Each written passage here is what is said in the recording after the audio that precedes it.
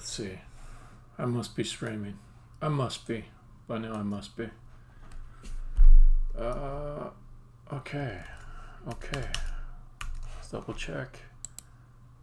Yeah, I'm definitely streaming. Alright.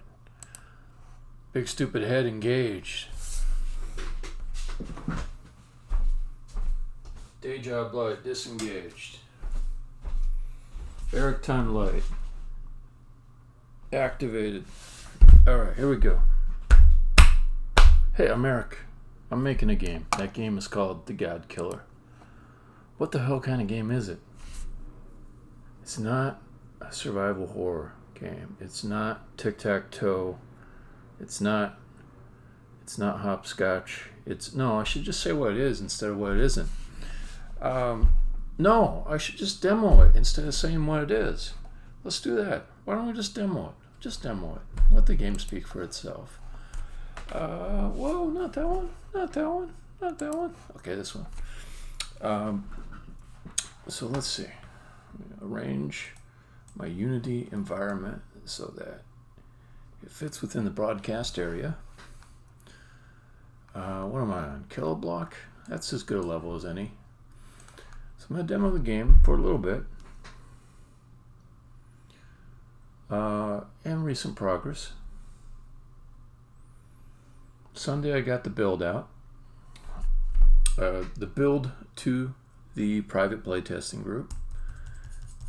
Okay, so what did I do on Sunday? I know I did a ton of stuff. I was working on the stairs. And the stairs are hard. It's one of the few times that I chose one architectural choice that bit me in the ass a little bit. But again, let things speak for themselves. I'll come back to that architectural choice. Stairs. Let's see. I'll even do just a tiny bit of an explanation for somebody who's never seen the game before. Okay, you're this character here, right in the middle. Her name is M. You can move up, down. No, not up or down. North, south, west, east. You can fling. You hold your shift key, and the fling rays go out in the 4 orthogonal directions. Pick one of them.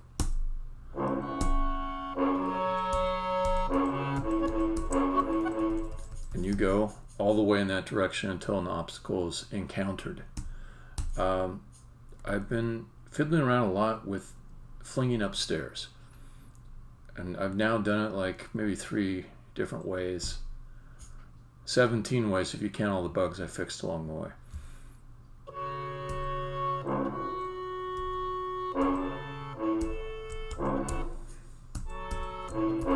The thing that motivated me to really crack that open again is that the playtesters are getting confused. They're like, why does the fling work in this case and not this other one? Why? And also they didn't get that. Well, they did, actually. It's almost a bad thing that how quickly they get unconfused, because I think smart is not the right word. They're pretty smart. I'll give them that. But they're more resilient and they have a better attention span than the average game player. One, because of just the good selection luck I have. 2, because there's a bit of a heroic mentality to them. They're not just kind of, I'll try this, if I like it, whatever. If not, I'll get rid of it. No, they're on the team with me. You know, they're trying to do something to help this project out. And so whenever I see just the hint of a problem, I know I'm not going to complain that loud about it. I really have to be attuned to that. And they were both kind of confused by the ramped flinging behavior, where the fling doesn't go straight, flat, north, south, west, east, but it goes up a ramp or down a ramp. And I originally had any difference in height that matched the same height or slope as a stairway produce ramped flings. So it used to be that you'd hold shift and then one of the fling rays would go up and to the east because there's a block here that was going to go over, right? So now I've almost got this refined to the point where I'm good with it, but I know what's really needed. So if I fling up, it goes almost to the top of the stairs, or I should say it goes to the top of the stairs, but it doesn't go to the landing of the stairs. So it's one more step to get to the landing.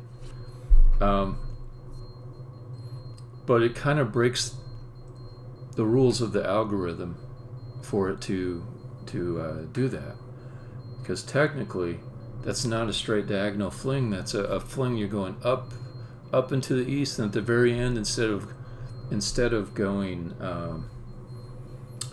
up into the east one last time, you have to go east flat. So it's like at the end it's just flat. Similarly, going back down the other direction, it's flat at the landing. If you step onto the steps, it goes down. But in my mind, the most intuitive behavior, and the one that I want, is landing to landing. Alright, let me explore the level a little more. Okay, so maybe I'll explain this for new people too. Blocks, you push them around. You can destroy a block by pushing a block when it's got no place to go. So if I push to the east on this D, it has no place to go. It will be destroyed, but it'll be reborn on top of the block pad that has a matching letter that's closest to it. Okay. And this level was a forced learning level of just that concept. Okay, the stairs again. I made them better. I made them better with quite a bit of changes under the hood, because it used to be that I treated stairs as a kind of a non-tracked game entity. It was just God, how to say this quickly.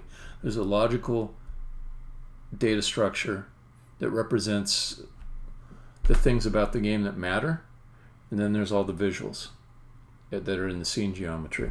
So the stairs, they have scene geometry that makes them look like stairs, but they had nothing in the data structure that said these are stairs. These are different than just some variances of height that match the same slope as stairs. So I needed to add some code that would pull out the locations of all these stairways and put them in new logical data structures. And once I'd done that, it made it so that there wasn't this confusing behavior of going up to things that aren't stairs and having ramped flings on them. Okay. So this is an old level.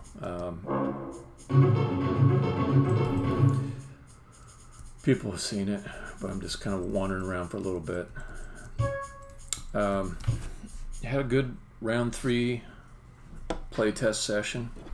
I got videos from 2 of the playtesters, Matt and Alex, who are kind of the hardcore elite puzzle solvers in my group.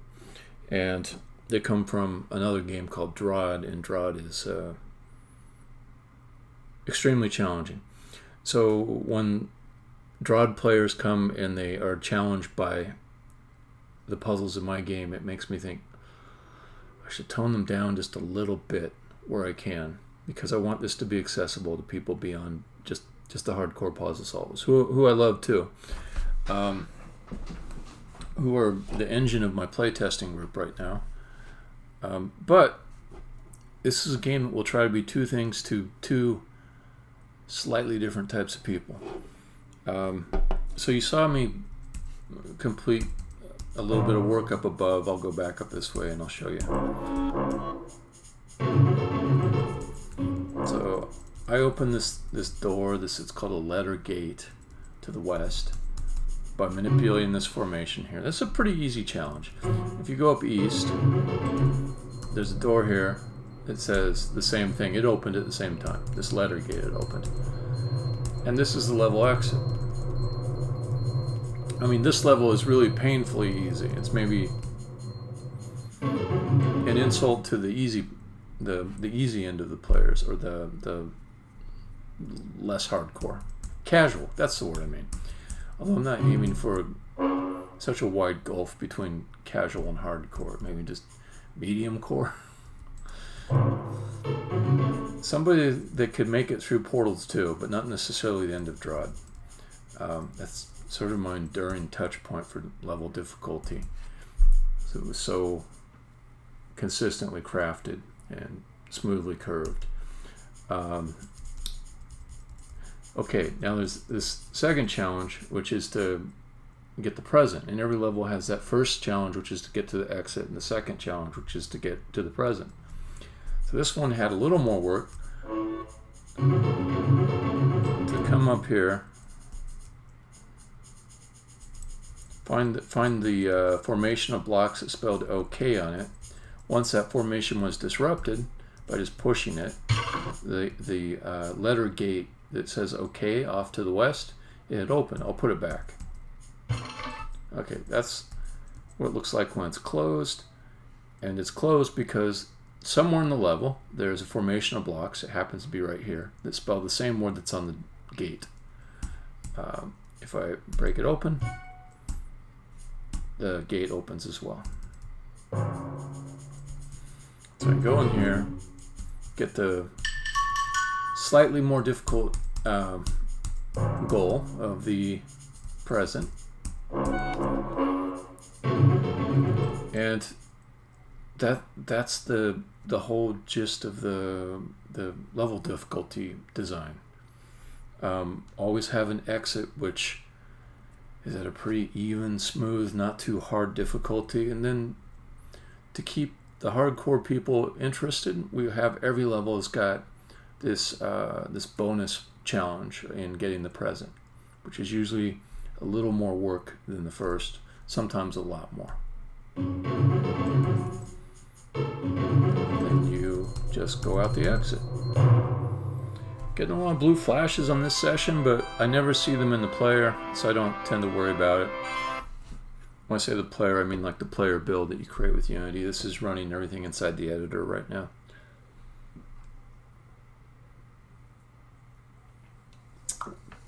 Dire Ruber.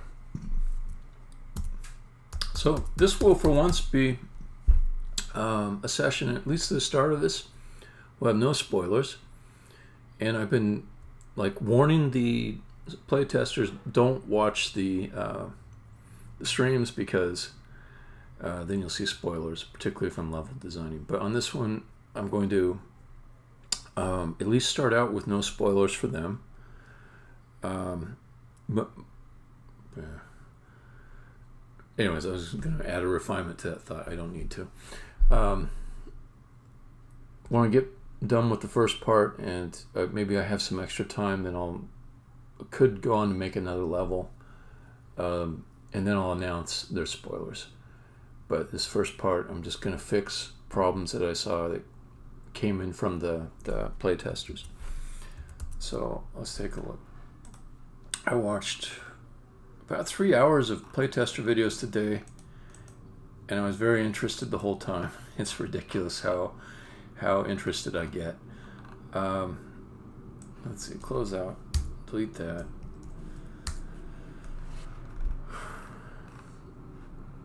All right. I'm not going to do all of these, but some of them I should just get while they're fresh in my mind. So let's open the Whelm first.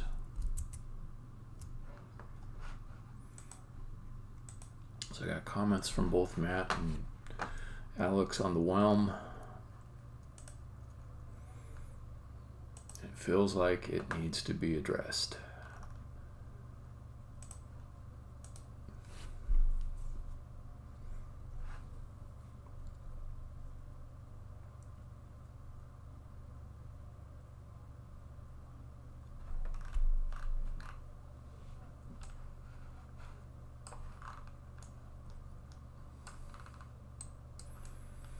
Not every comment that I wrote down is necessarily actionable.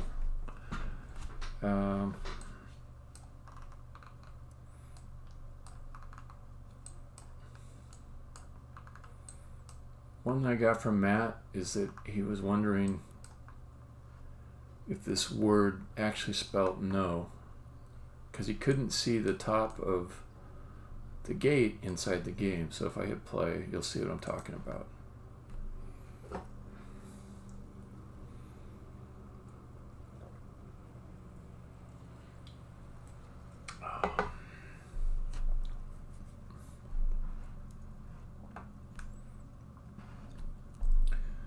So if any formation spells the word, any block formation spells the word that's on a letter gate, that letter gate will be closed. This thing was lying on the XZ plane or flat is, I call it a letter bridge, but its rules are exactly the same. It's just kind of easier talking about these things when they're laid out this way to call them letter bridges. Because if they're laid out that way, then it tends to be you want to close them, not always, so you can walk across them. And if they're laid out this way, it tends to be you want them open, not always, so that you can fling through them. Just gave me an idea.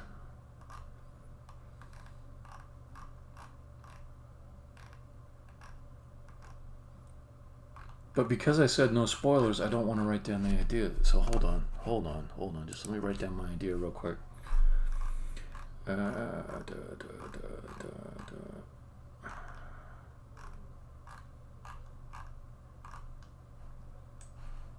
That's a linchpin idea for puzzle level.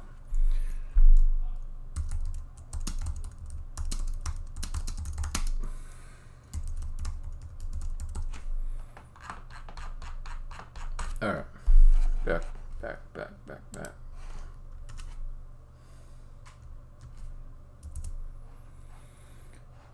All right, so you can't really tell from there, or definitely from here, that it really says no. Maybe it says oh no. Maybe there's a O above the end, right? So I want to show that that really is the letters N-O. I can do that just with some better modeling inside of the design, inside of the level.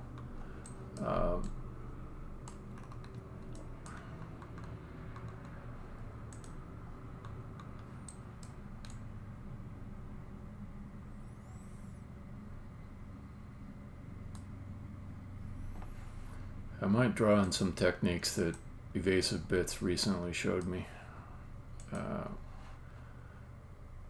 It's reminding me that I shouldn't be such a feeble, whiny brat about, he didn't say this, I said this after listening to him, about bumping up against perceived limitations of a tool that are actually my own limitations. So I've been reluctant to delete faces from geometry or insert complexities into existing geometries with ProBuilder, but it might not be that big a deal. All right, let me try it. So that created a new loop all the way around this thing, a new set of vertices and lines, and so that's pretty good. I think that's going to be helpful, probably.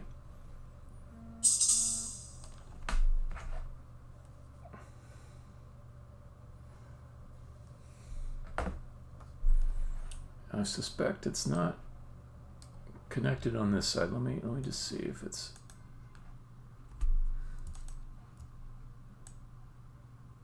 Yeah. Okay. So if that's true, then what I could do is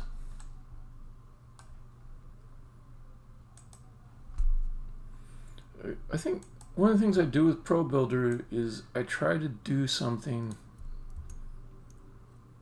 and it doesn't really work in a way that makes sense to me, or the feedback of when it should or shouldn't work doesn't make sense to me. So I end up just going back to I guess, the way that's simpler that I already know. And that is leading me into maybe a few decisions which aren't that good. So this one might be a little hard because, yeah, it wants to grab the other line from the other part of the geometry.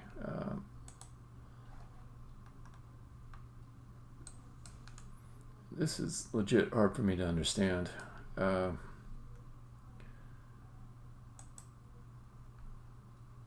Yeah. I mean, there's a lot here.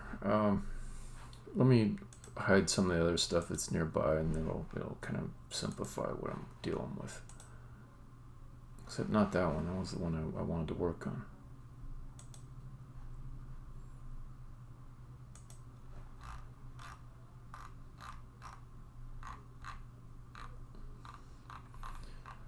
I should never announce it's something that's going to be easy, because then it immediately is not. Definitely, that's tempting fate.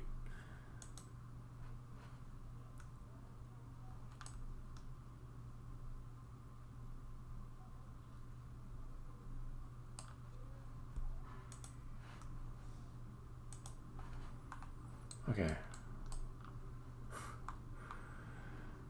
This guy I'm in the process of mangling.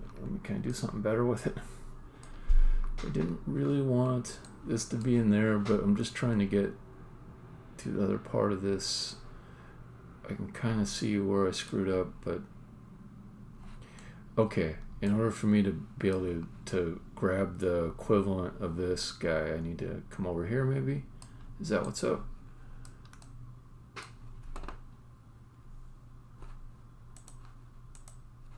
Alright, there should be, I just expected there to be a line going between these 2 points, but I do not see that. So here,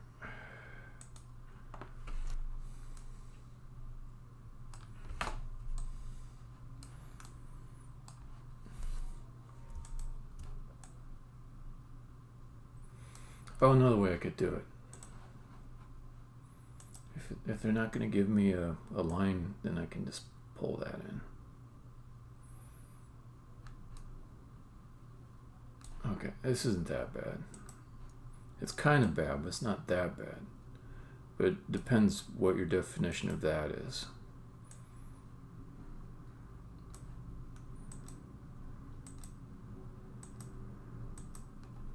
So, yeah, it's a little bit cumbersome.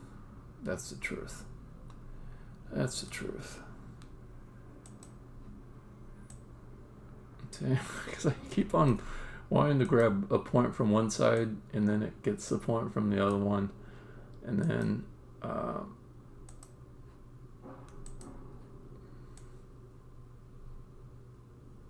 man,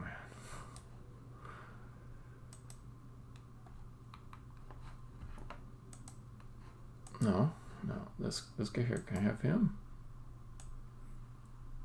That sort of looks like geometry I can work with, maybe. Just gotta fix the mangling I had to do over here to get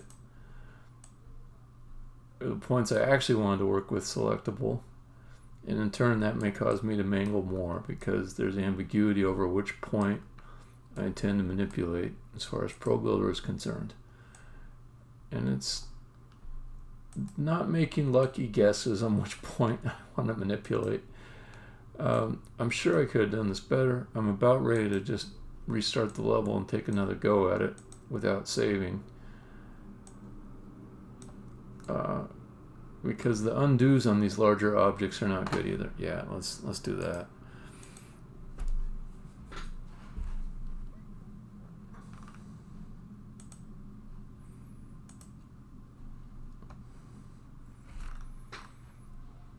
I think it's probably not going to let me revert it this way. Oh, I do get to revert it. Awesome.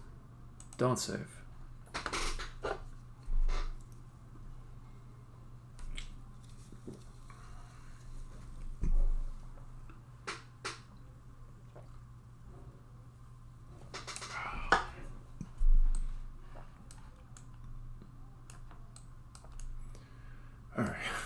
wondering, is there an easier way to do this? Is there just something just a little bit easier? Okay,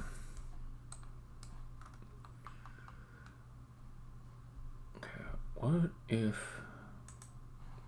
we hide these guys again?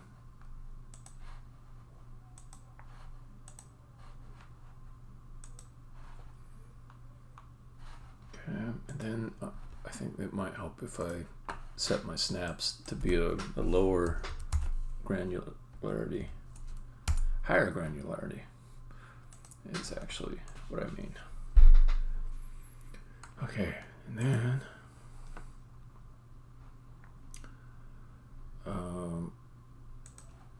let's take this way a little bit. Let's take this, stop. Oh yeah.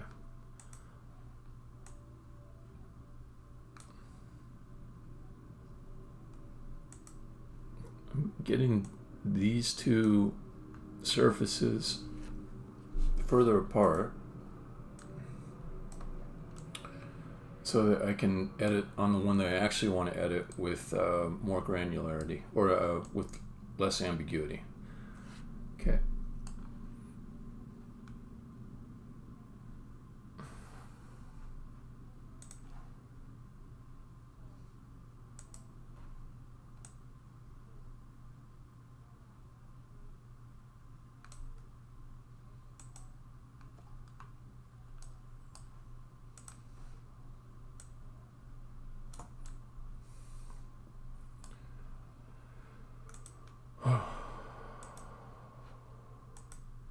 No. That's so annoying. I promised myself I would stop ranting so much. Because I see like a better thing they could have done there with Pro Builder. Here's my suggested change, offered in a non-rant way. If it's ambiguous what point you're selecting, favor the one that is attached to the selected object, as opposed to picking the point which is attached to a different object. To me, that seems like it would be a good heuristic for selection, and would more closely match the typical player's intentions. It would be a better guess against not the players, but the author's intentions. Okay. Now, do I want to do this thing where I do an edge loop again? I think I do. For that, you pick 2 lines and you say, make a loop that is orthogonal or passes through those 2 edges. Now that I've done that, I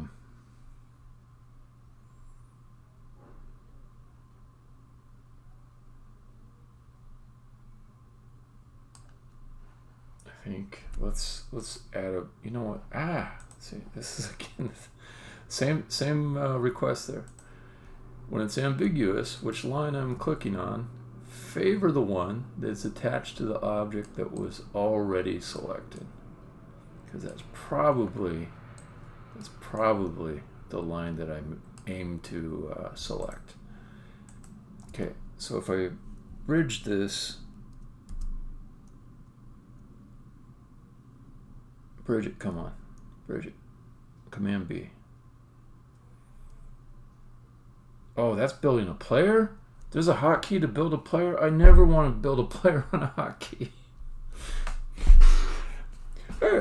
No rants here. No rants here. Here's just a little suggestion for Unity. When there's an operation, which typically takes minutes to complete, don't assign a hotkey to it. Just don't do it. And then also, if you are going to, this is just a suggestion, I'm not ranting, I'm being constructive here.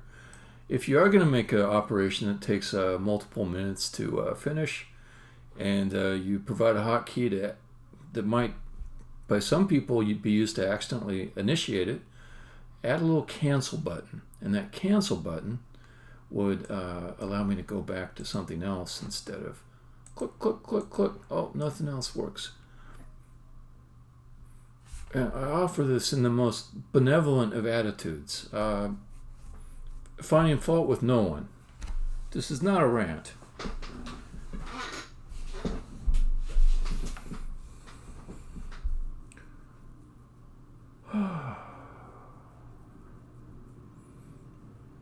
In fact, thank you, Unity, for giving me a little bit extra time to collect my thoughts. And maybe I just shouldn't be so set on accomplishing work inside of the editor. Maybe I should muse a little bit more. Think about what's really important in life. Is it games? Is it making games? Maybe I should stop making games. The editor doesn't seem to want me to make games, but I could be mistaken. So I don't want to rant. I want to be more positive.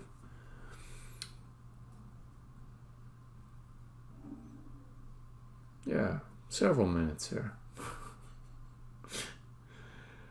Okay, and again, this isn't a rant, but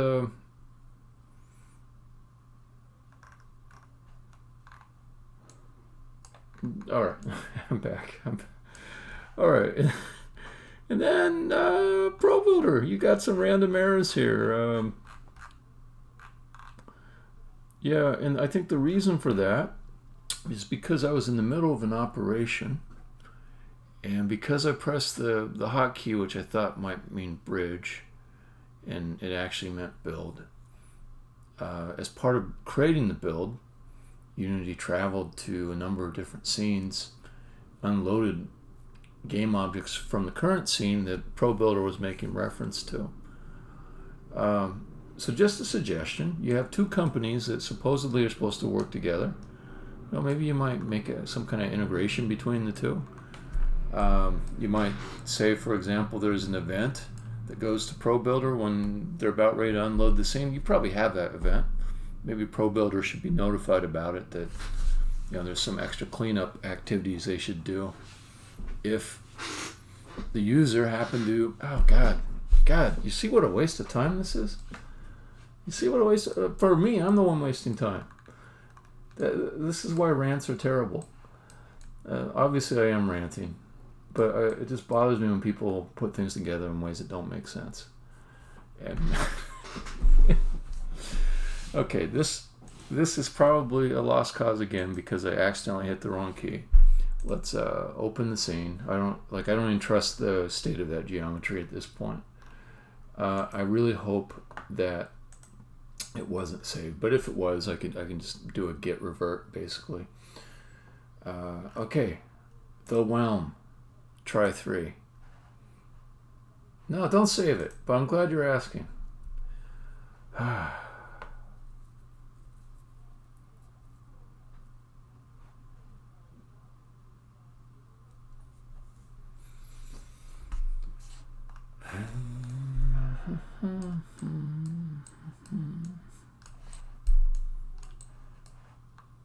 This is how people become insane. They just find some kind of structure for talking to themselves at length.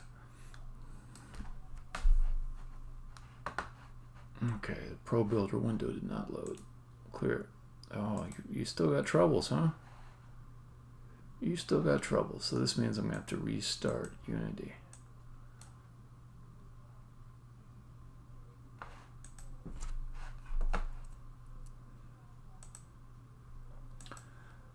But I do feel a little bit happy because I think I actually figured out the cause of that state where Pro Builder just starts spamming errors at me inside of the console window. I think it's just the scene unload, and Pro Builder was still doing something while the scene unloaded. I don't know this. It's just a theory. Should be a little more humble about these things. usually most things, they're just caused by economics. You know, just little buckets of money, and there's enough money for one thing but not another. And sometimes it's the refinements of making things more solid and robust and sensible, that they don't make the cut with economics, because the buckets of money go to something else that is could be more closely aligned in someone's eyes with additional revenues. All right. So, was I happy with the approach from last time, other than my stupid thing where I launched a build by trying to be fast with the hotkeys? I think it could bear fruit. So let me try it again, one more time. What am I saying? One more time? It could be 5 more times. But I'm getting faster at it. It's getting to be less of a big deal.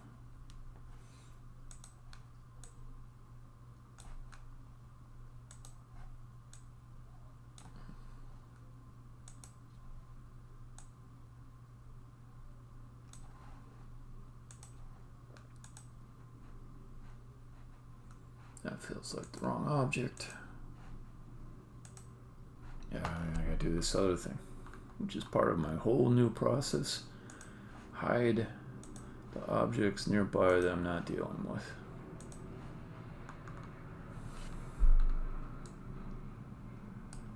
I guess you too. Alright. No, not that one. Put that one back. Alright. Where was that at? No, that's one I want. That's one I don't want for now.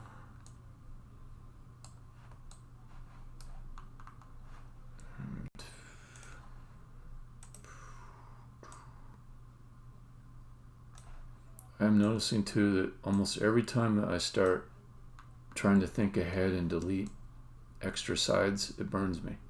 Almost every time. It feels like there's no reason to do it until a level's finalized. The trouble with that is that it's harder to do it when the level's finalized, because you got to get in there and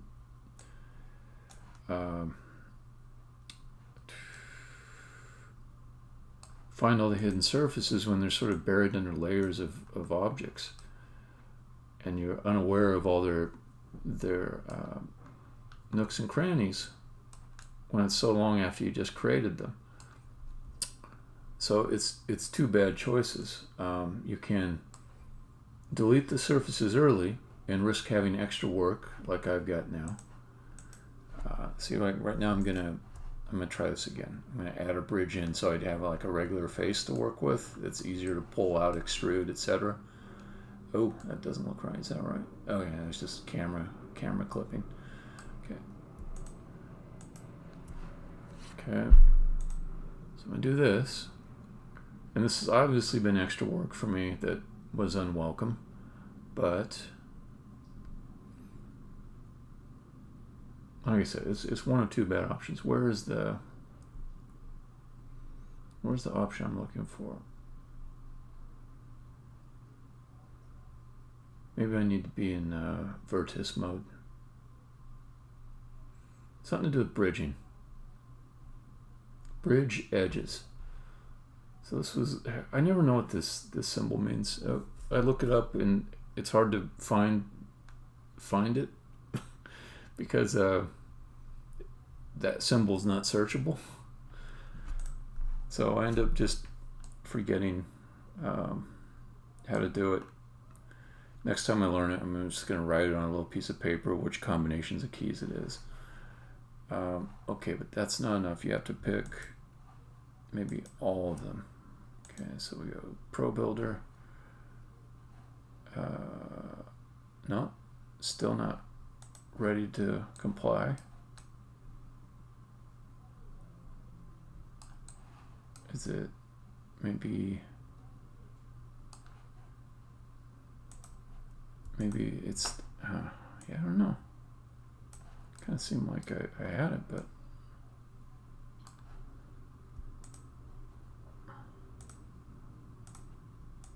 Okay, that seems like I should be able to bridge it. Why not?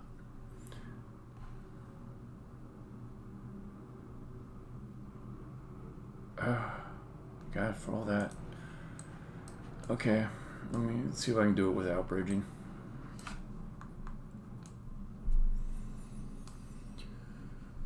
So do that one. I have seen the bridging work. I'm not sure what's not working now. Edge loop it. Okay.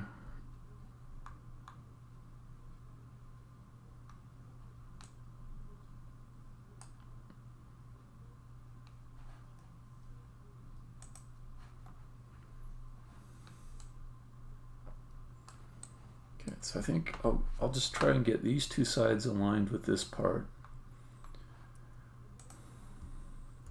Okay, so this one's got a proper face on it. It's a lot easier for me to deal with. Okay, that one, that's why I was trying to bridge it, so I could just manipulate it a lot faster, but the act of bridging is itself a slowness, or at least it doesn't seem to be available to me, so I'll just grab the edges. No.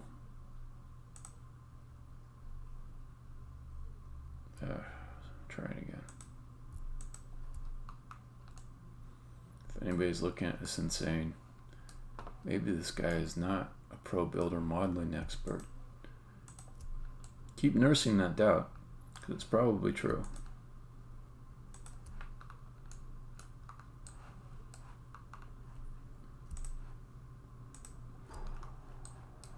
Okay, so if I move this over here,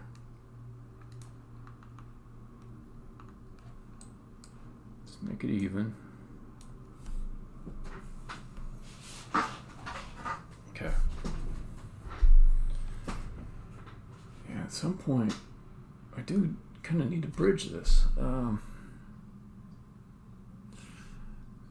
It might be like something about it not knowing how to deal with the extra connection here, or the extra vertices here. So let me use the other side, because I think I can do it a little bit better with this side.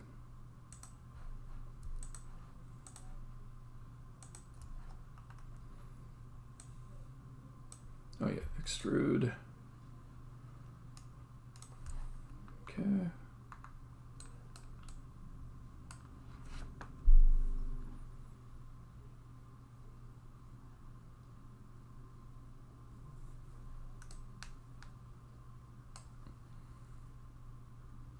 Ooh, even easier. Undo.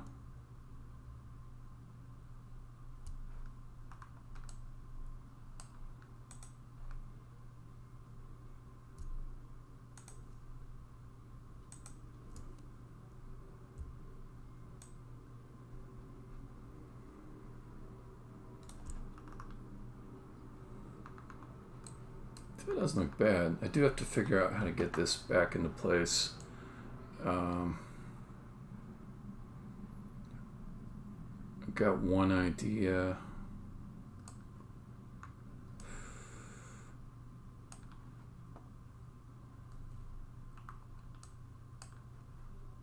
If I delete some faces, maybe I can bridge one of these other ones. Yeah, maybe.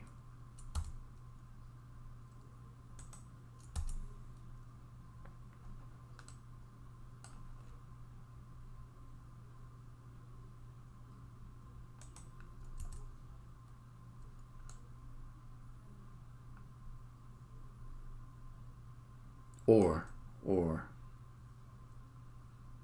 well, anyway, so let me see if I can do it the first way I thought of. Okay, so I deleted left, I deleted right, I deleted under, I believe on top it doesn't actually have one there because it's hollow going this way. Okay. So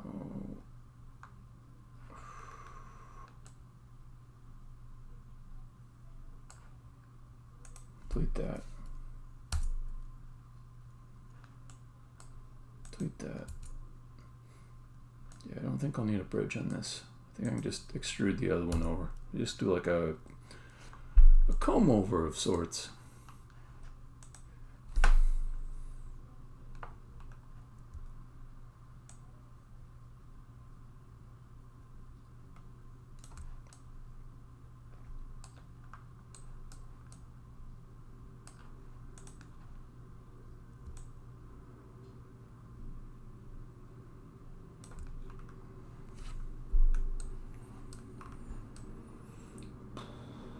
Okay, so here's my theory. It'll show the word NO. Let's see.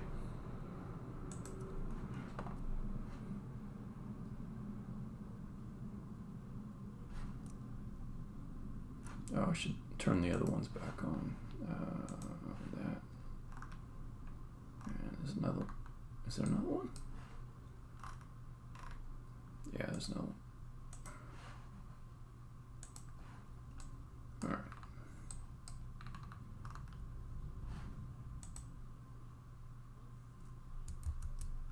I think it'll work.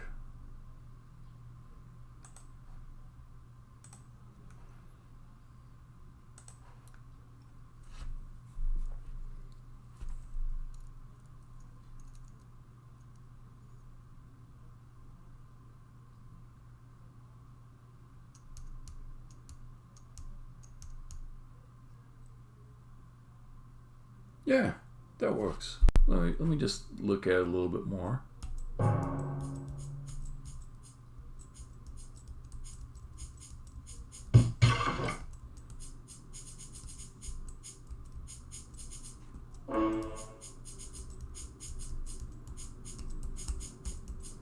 Yeah, I'm calling that a solution. Let's see what else.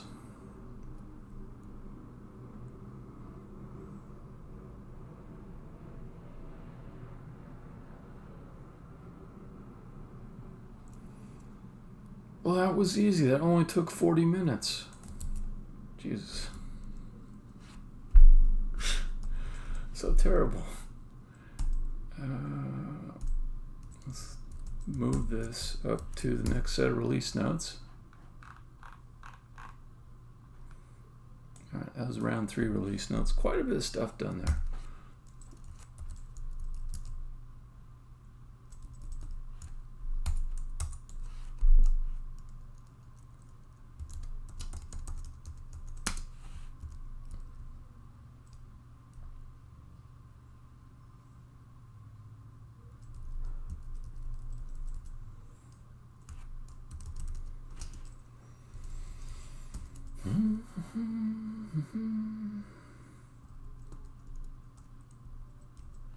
All right, what else?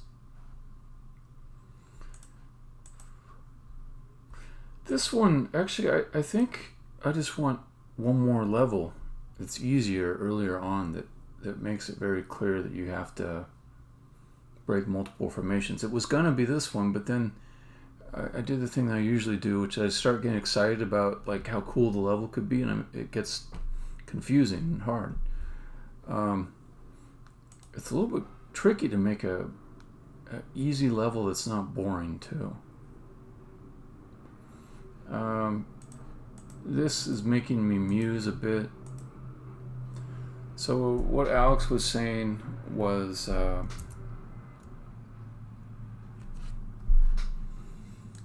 I'll go ahead and play through the level just a tiny bit so I can think about what he was saying.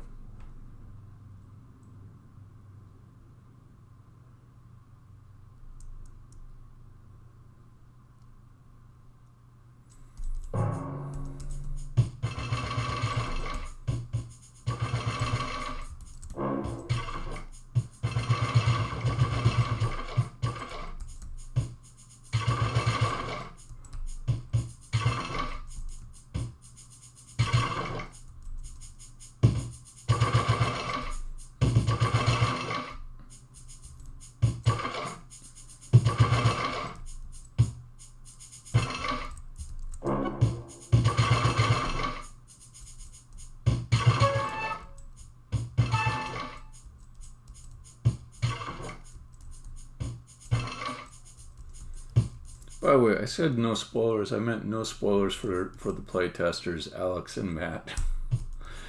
I mean, there are spoilers here for anyone who's not seen the game before.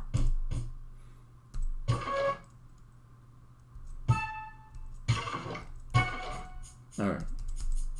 So here's what Alex was saying. When you get down to here, there's this thing where it shows a prediction of what will happen if you walk in one of these squares. If you walk west, you're going to land on some spikes and die. So I think Matt said something similar to this too. When you do your flinging, it shows where you'll land, but it doesn't make that similar prediction about what will happen.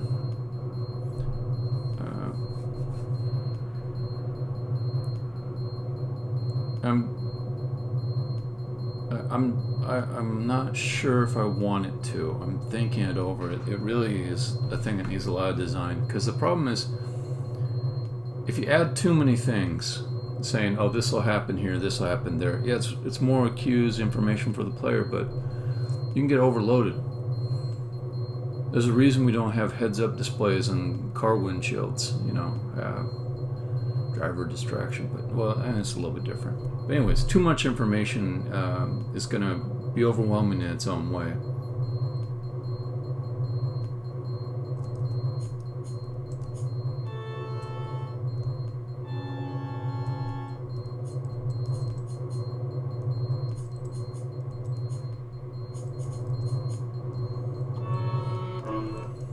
I think they're also wanting to know the results of a fling when the fling takes you off screen. And that makes a little more sense to me. It's like, suppose you couldn't see the result of that fling because it's just off screen like it is now. Do you want some kind of indication of what will happen? I kind of feel like the iconography could get really overloaded fast. Like even now it might be a little much, so I'm not sure if I want to add to it.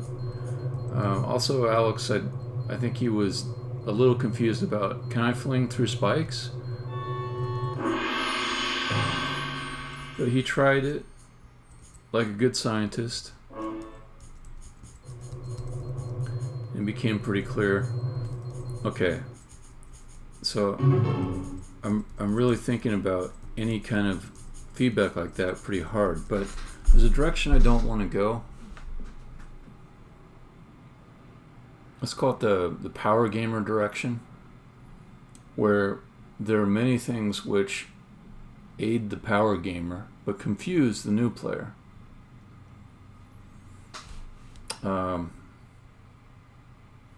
And then there's an argument, well, you just make settings. If you do some good settings, and somebody can turn it on if they want to use it. And so, yeah, but I mean, there's all this. The value and need for a certain thing has to go over a certain threshold to justify you working on that thing as opposed to something else, I guess.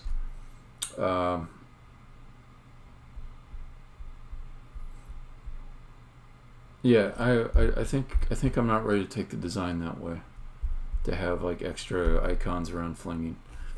I want to aim for a little more simplicity, maybe at the expense of giving information. That also means I need to do a few more things more intuitively, so that you can just guess without lots of extra heads-up display type stuff to tell you what's going on. And they did bring up, both of them did another good example of where I could make something more intuitive instead of asking for the player to know more about how the game works. So blocks, when they are destroyed, they go to the nearest block pad.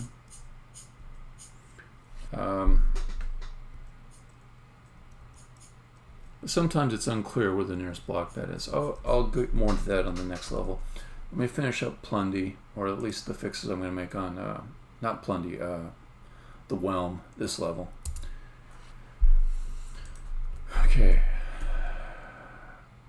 So I'm going to take this out because I'm at this point in time I'm considering it not something I want to do.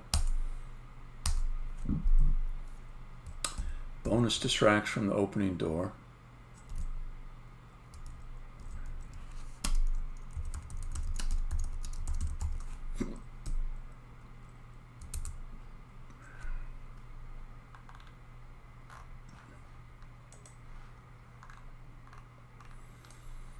So this one,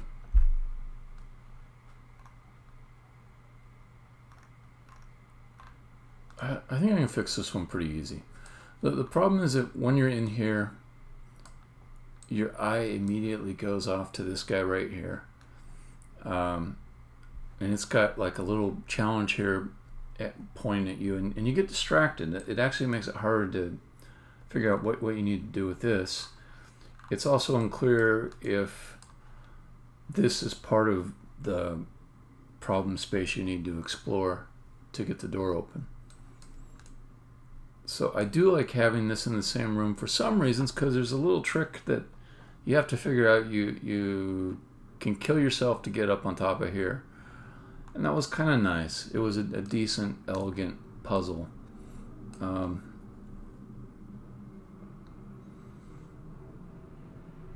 But it's distracting.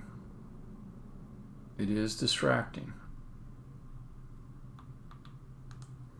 So I'm thinking of a couple of options. One is I could create a little hole in the wall that you can fling yourself through.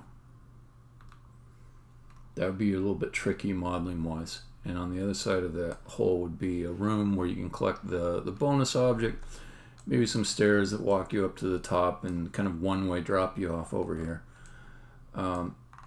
That's one option. Another option is to put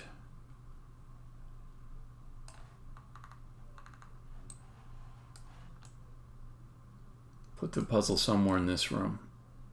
So you have to get past here to get to it.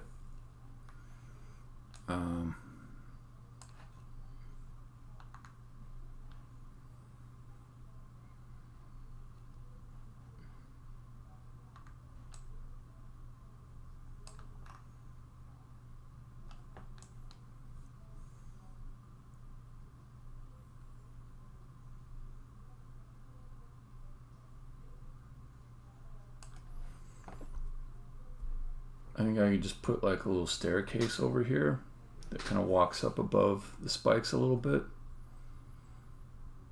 And on this side, I put the bridge and the little bonus thing. And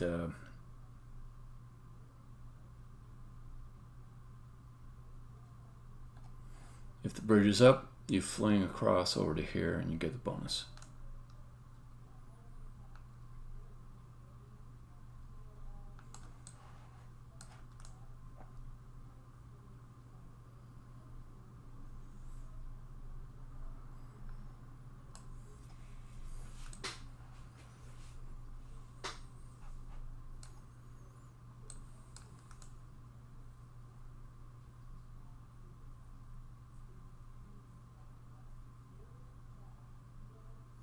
The trouble with putting it off over here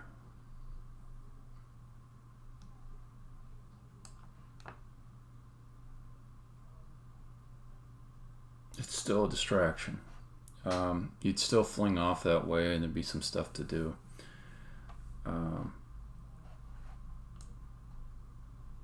It makes this a little bit harder for somebody that might be I never intend puns, they just happen. Overwhelmed. I always hate myself for speaking a pun out when I don't want to.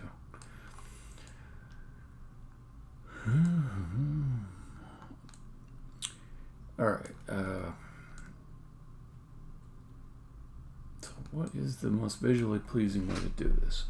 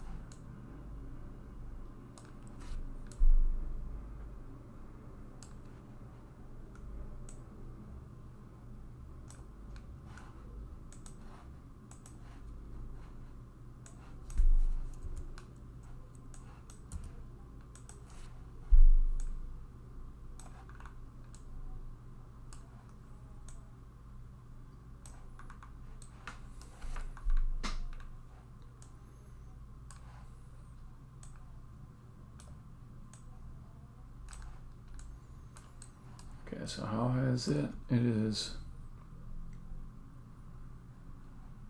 1, 2. Okay. Okay, it has to be ON. Okay.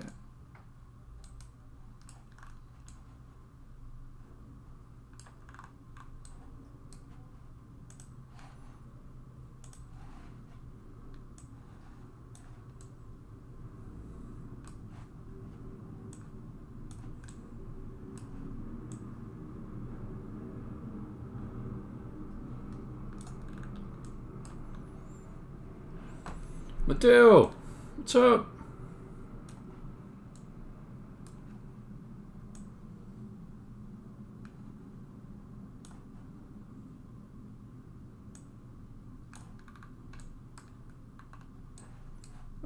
Fixing levels based on playtester feedback.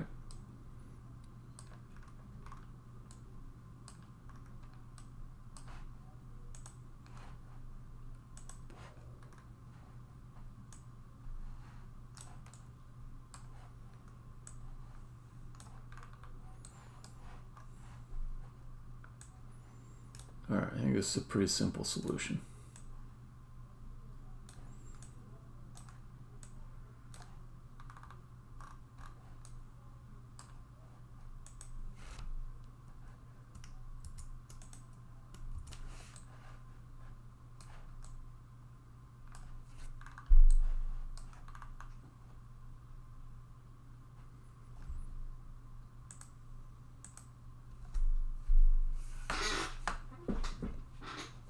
No, it's cool. I mean, don't be sorry. Just you know, like when you can jump in, that's cool. You can do it.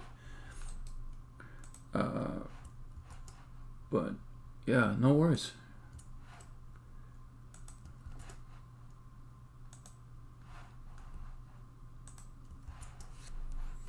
Okay.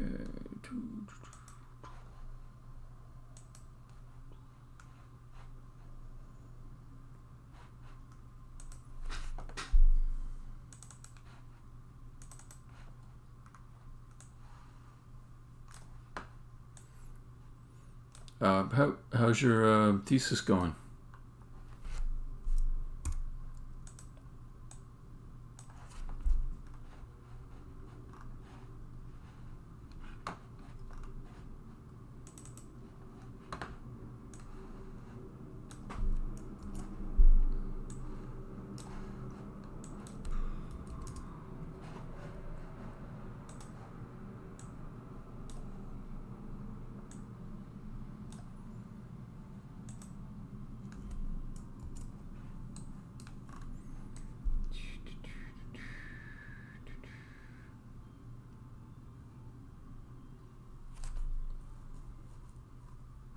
Oh, okay. Let's see.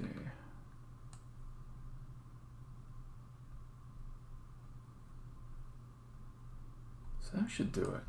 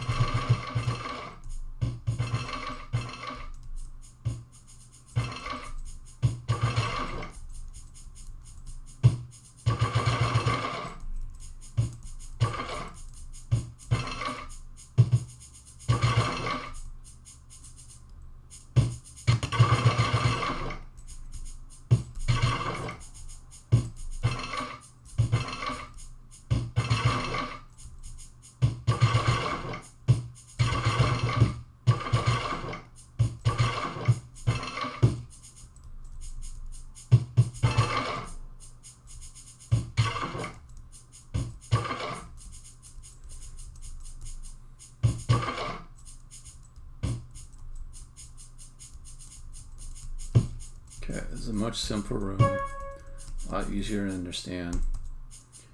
I think it's the right way to go.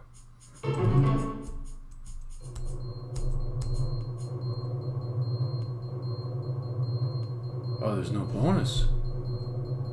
The bonus died. It went through the little O, landed on the spikes and died. That must be what happened. Okay. So the bonus needs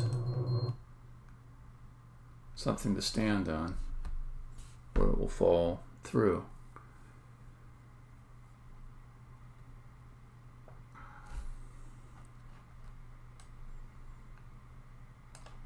And I could handle this two ways. I could make it so the bonus doesn't fall. But I kind of like that it falls. I might use that later on. Like there could be like a bonus that's up above, and then you open up a bridge underneath it, and it drops down. You know, something cool like that. So I'd rather make it so that there's just something that supports it and it doesn't fall down. I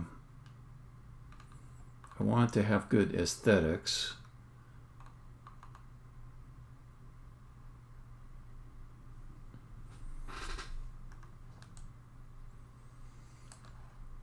Don't want to mess with these walls. They're just like modeled all the way up. So I think my options are to move this guy over.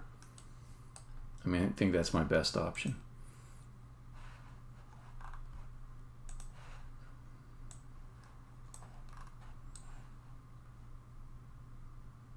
Okay.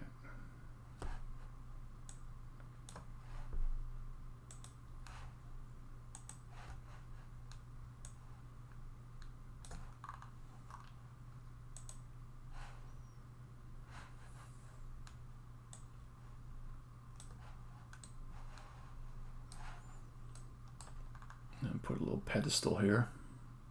The spikes definitely kill you.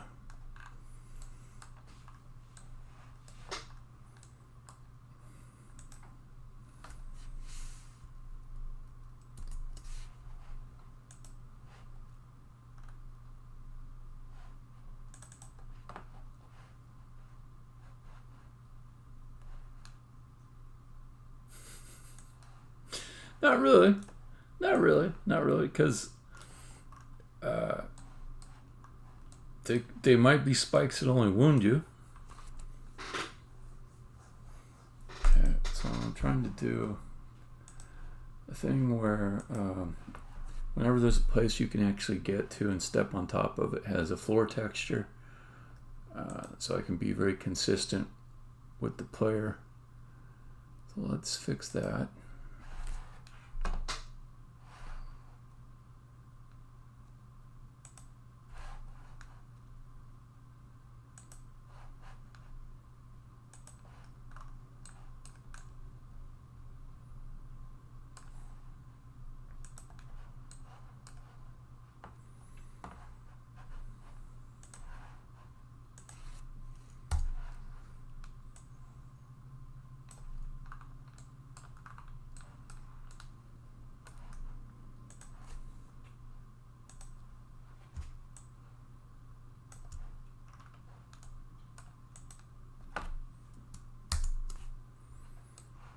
Let me see, does this cause problems?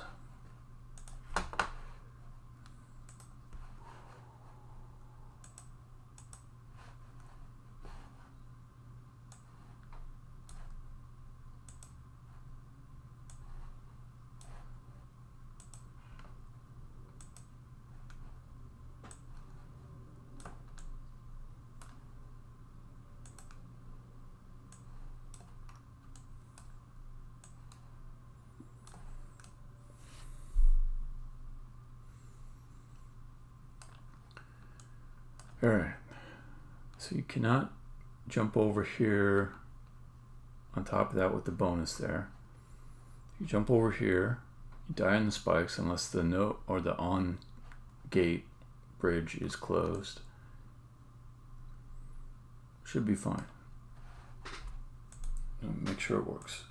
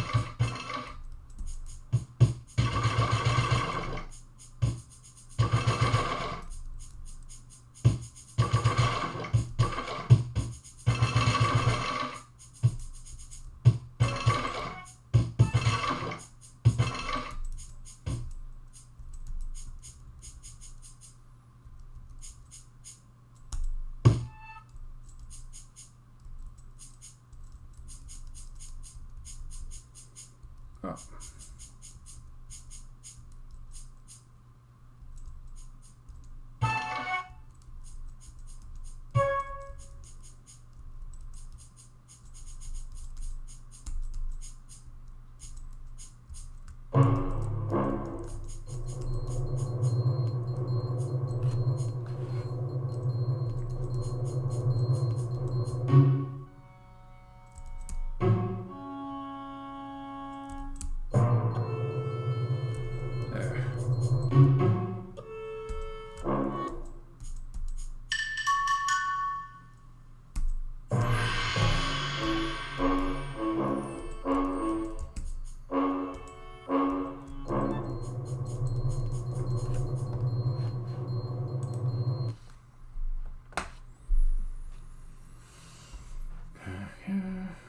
Just make sure I fix the bug that causes the last floor square to not catch you.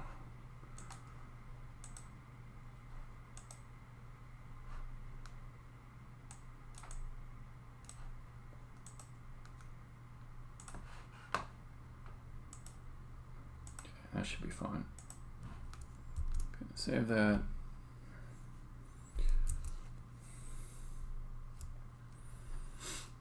Okay. So this goes into round 4 release notes.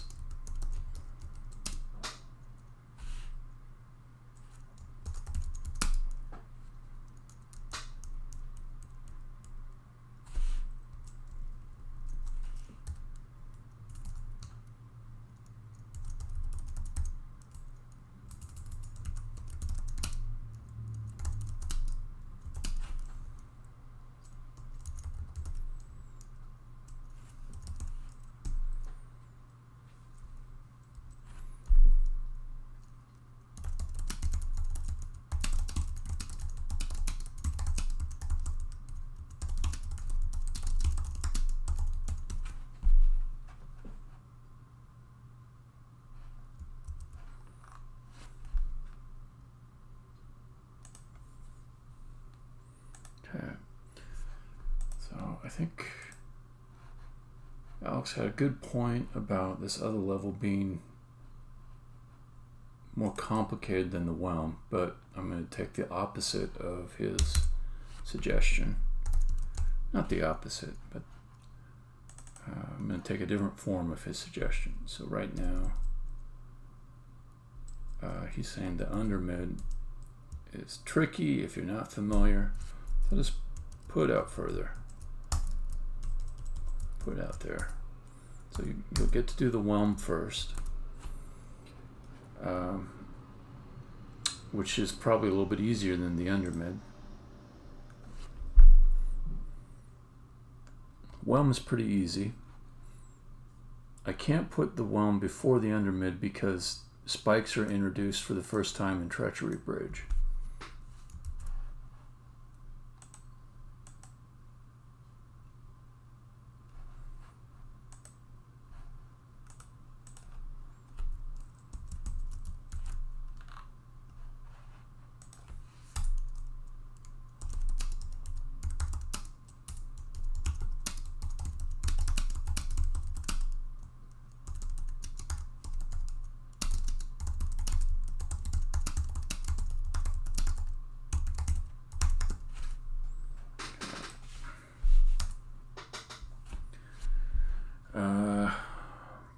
I'll leave this one for the moment.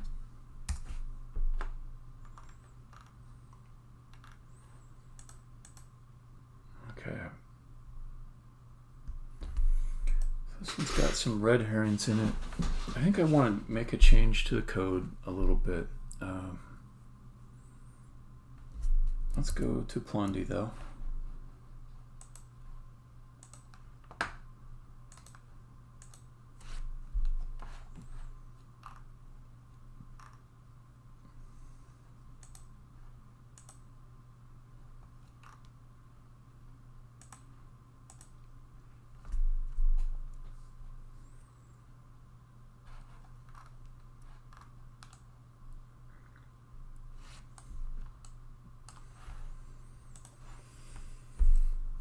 So the thing that is bothering him and Matt is that it's not clear. It's not clear which block pad's closer.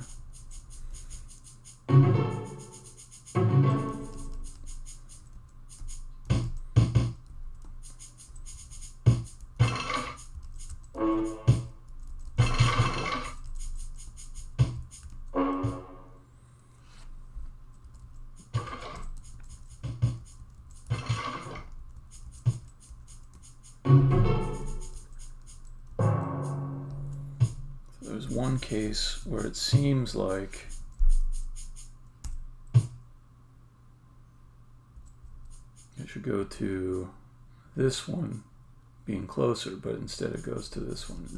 This might be the case right here. Well, yeah. And on this one it's even worse. And the reason it does it is because the algorithm currently counts the squares to reach it 1, 2, 3, 4, 5, 6, 7 instead of the beeline distance. So this is 7 squares if you go down then this way, and the other one 1, 2, 3, 4, 5, 6, 7 equal distance according to this algorithm. But what would be more intuitive is if it used an angle distance or beeline distance from here to here, which I can see very quickly is closer, or from here to here, and then no counting is needed and it's intuitive. So I think I'm going to start by changing that algorithm so it uses beeline distance, and then I'll make some changes to the level and make sure it all still works.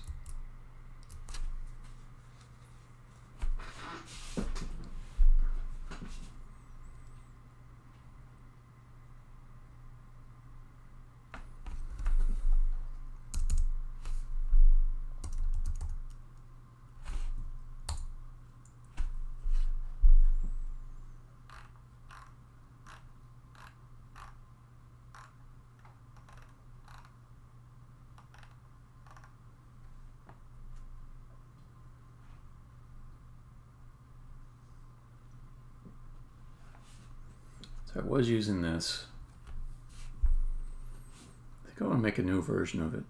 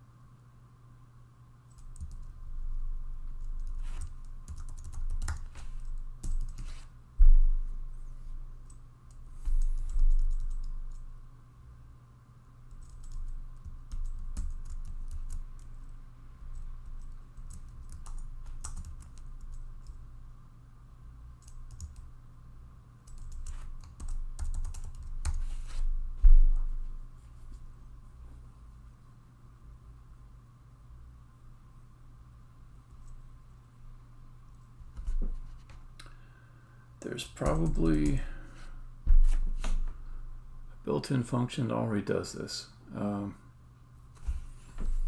If not, I'll just do Pythagorean theorem. But let's just check. MathF distance, maybe vector 2 distance.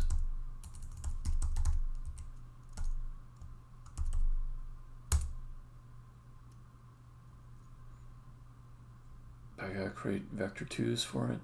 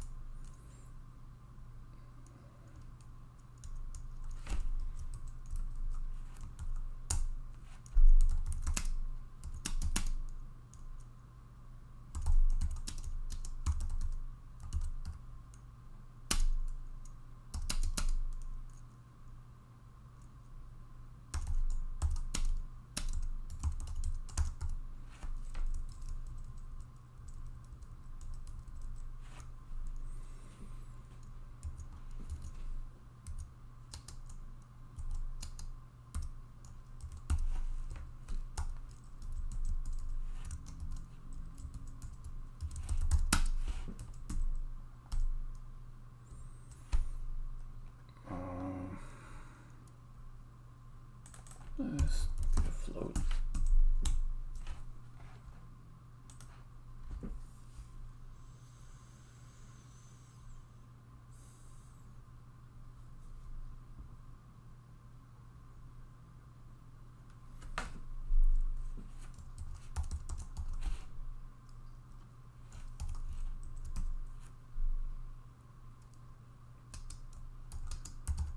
Multiply by 10 to get a little better precision.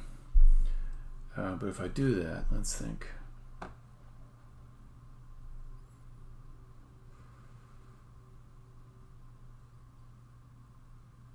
It works. It works.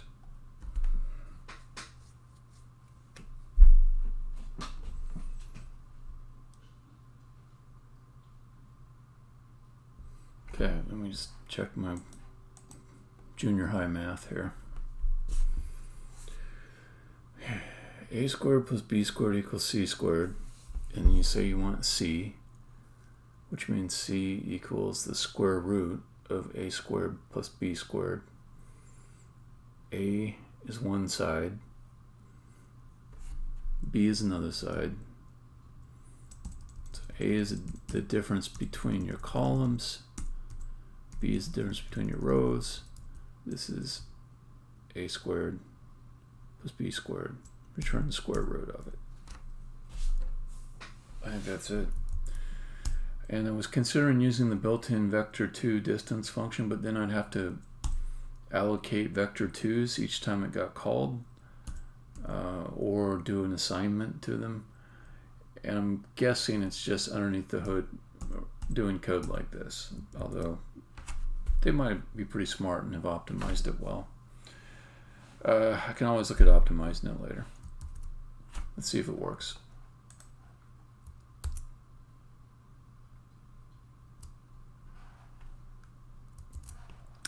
Yeah, go ahead and I'll debug it one time.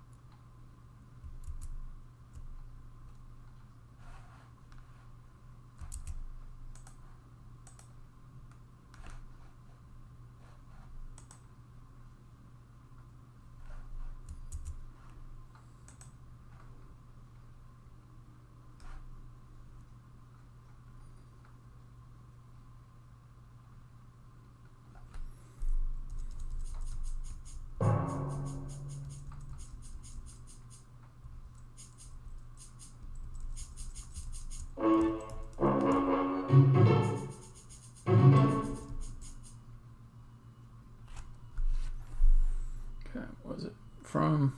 It's going to be to the same one though. All right, 16 versus. Nope, it's comparing a different one. Cool.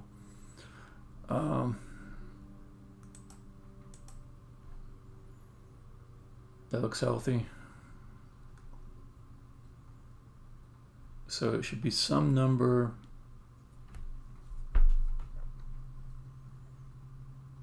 larger than 10, maybe 12 or something like that, but not 20.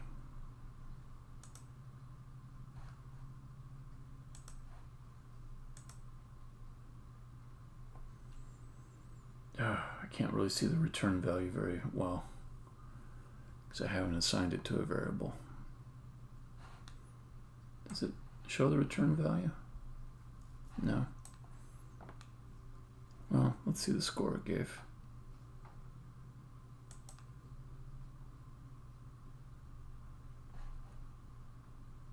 Yeah, it's healthy. Yeah, it was like 12.8 basically. So my guess was pretty good. Let's see what the end result of this is.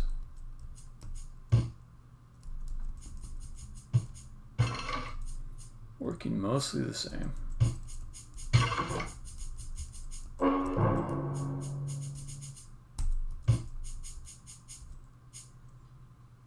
So which one is closer?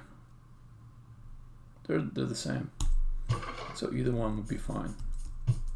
Now let's try the case that was kind of weird. Yes.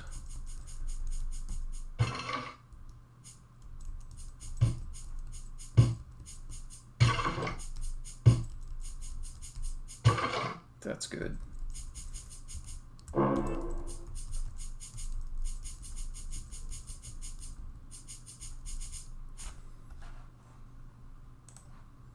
Okay.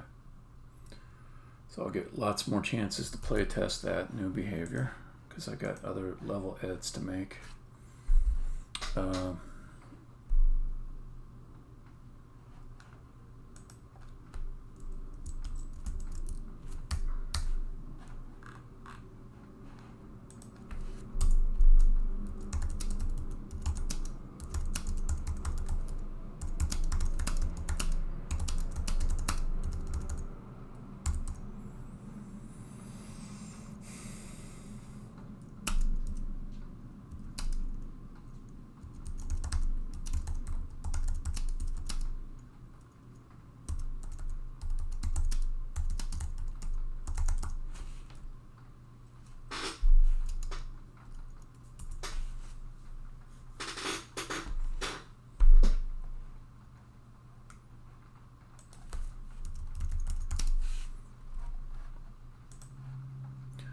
both Alex and Matt were confused about, it was a red herring about the X that was right here, because it made them think, oh, we need to put a few blocks here so we can walk across, which works, but it gets you to nowhere. In general, I'm trying to make the difficulty go down a little bit here.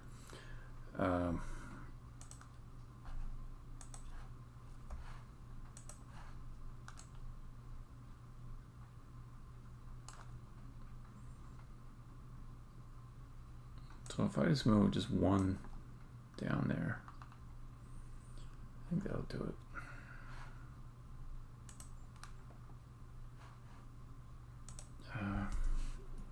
If it's going to be here, I can use a large block pad instead of a small one, so let's do that.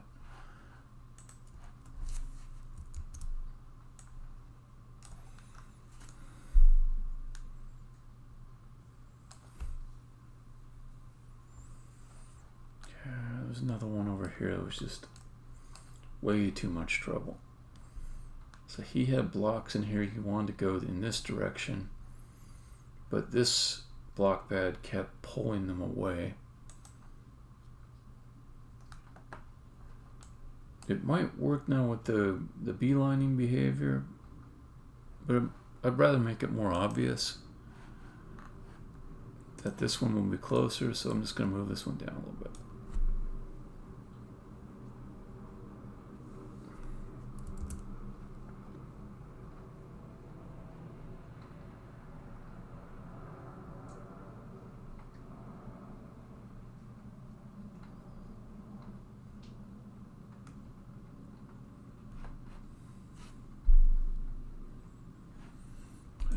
I think this one is a good one.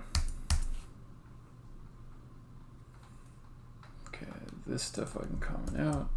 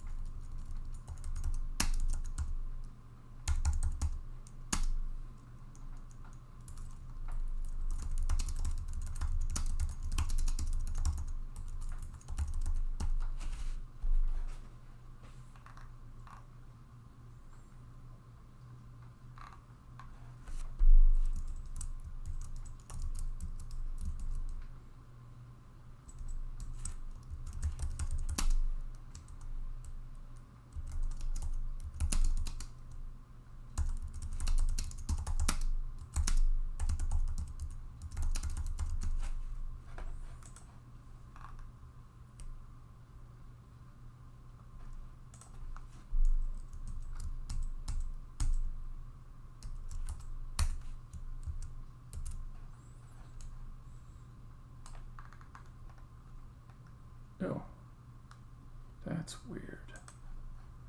Well, did I move that? Maybe I did. Didn't mean to. And also, in the player build, there was weird texture up there.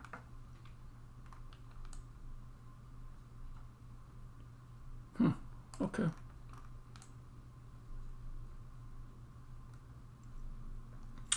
So I can think of another reason to not have the X pad here, because these corner pieces come in quite a bit, and the blocks, when they build up to a certain height, they look like they're moving through these. It looks unrealistic. So I think I'll, in general, avoid that. Well, or I can, if I really want to have blocks stacked up in between two sides like that, I can take the floor edges off around it, but it fixes two problems by having this like that. The other thing I notice is that both of them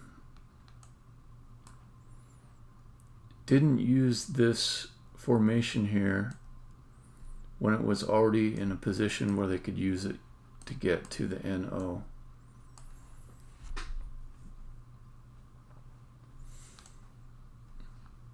And I thought that might be like a nice prod in the right direction, but I think it actually becomes more of a like almost a red herring. It might be better to put these blocks stacked up like they are, but in this more neutral spot.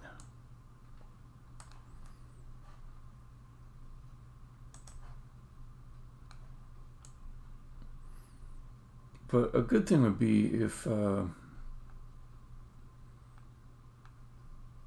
the blocks were close to a useful location, so they might stumble onto the right idea quickly. This level is too hard for the place I've got in the game right now, so I'm thinking in terms of making it easier.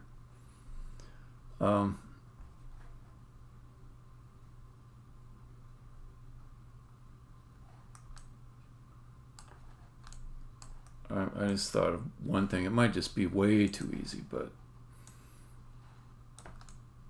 I just put all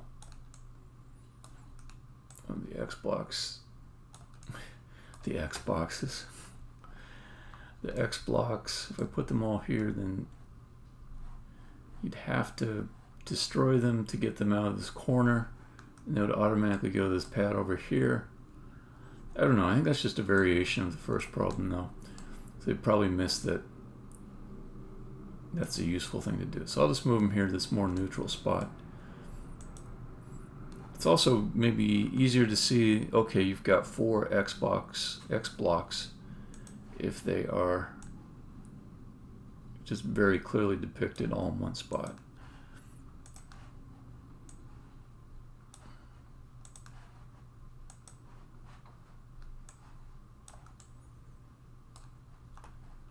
So you start over here.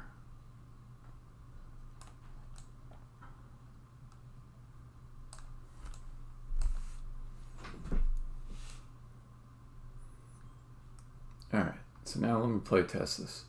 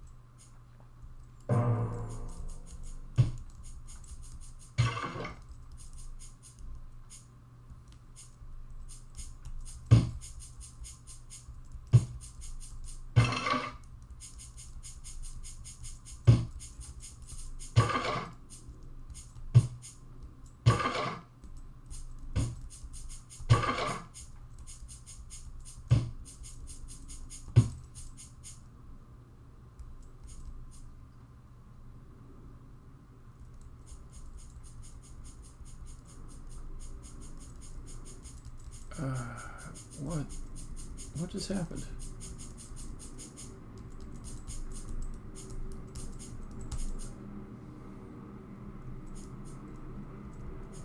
No, they're all there.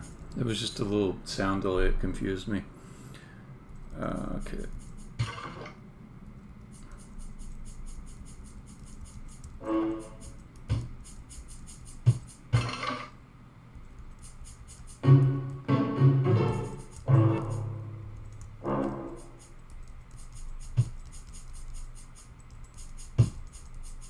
There, that fixes that.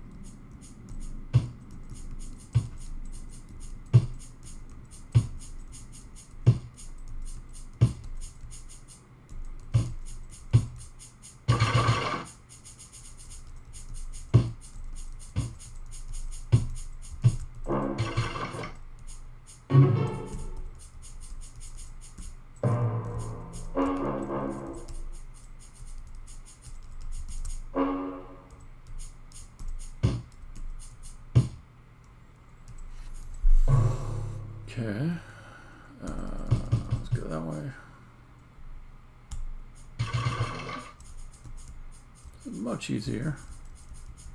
I think it's still challenging. Plenty challenging.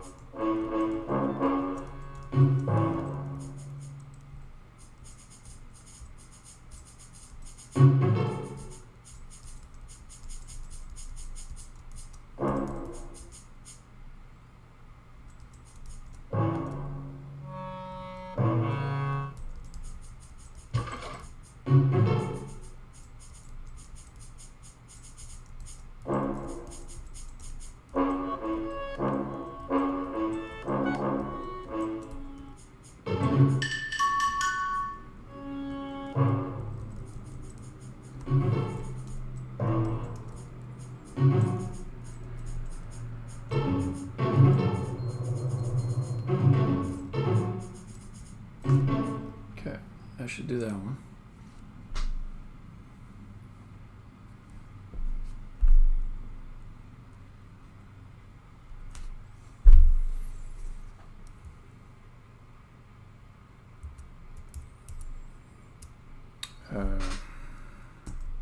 I don't see the bug. Maybe I already fixed it, I don't know. I'll look for it again later.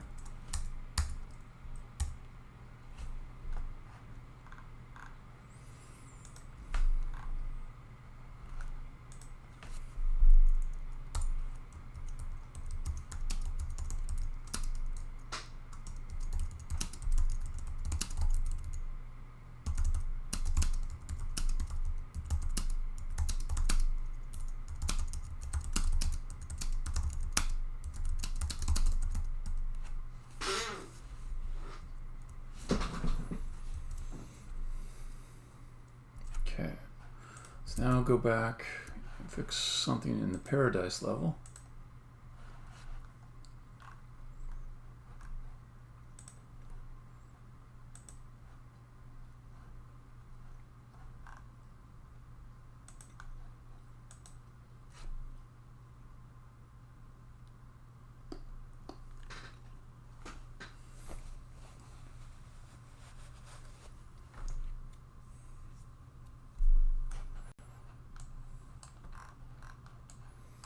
So the problem is there's an area where you're not really able to backtrack, and it's possible you got to this point without finding the present.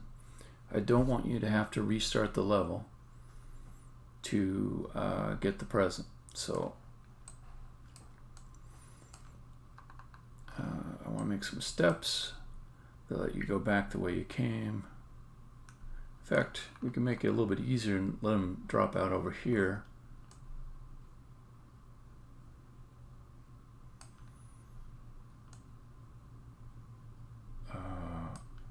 Or do like a tricky thing where you walk out this direction. Nah, I think let's just make it straightforward.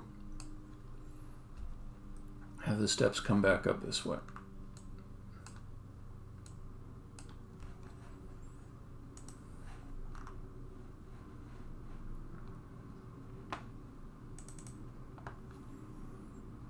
Yeah, looks like I can do a 4 in that direction.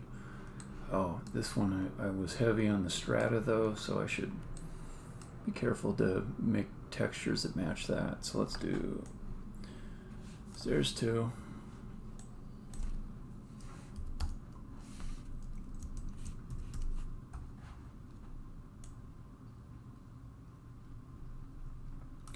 How many up do I need to go? I don't know, let's just go like that.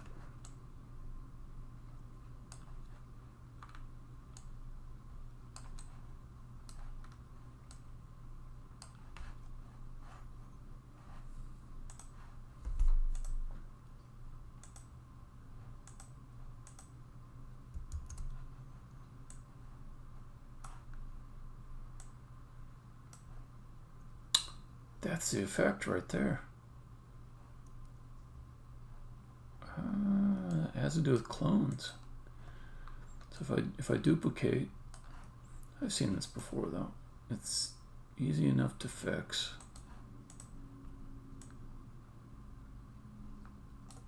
There.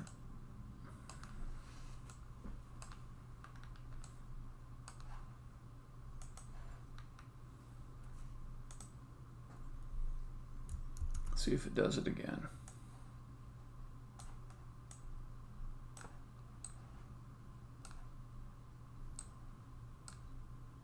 Except I need stairs 1 here.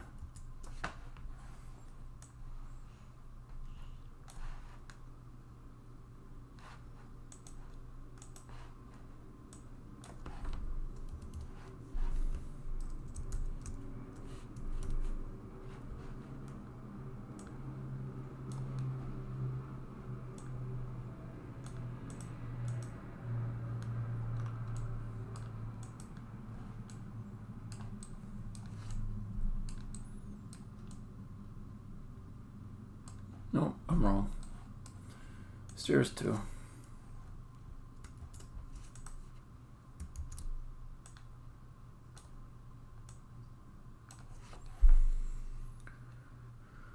I found out I can just pull the back side of these out.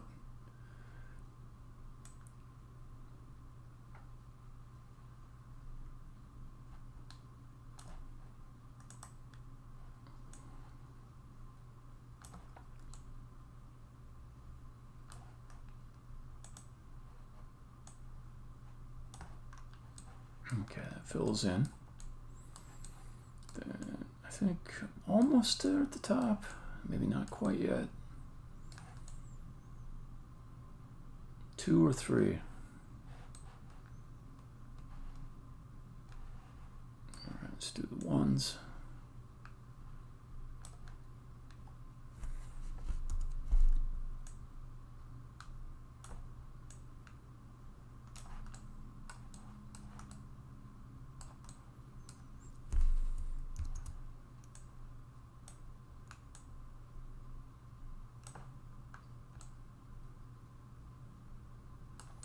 Oh, looks like I got a ways to go. No, just 1 more.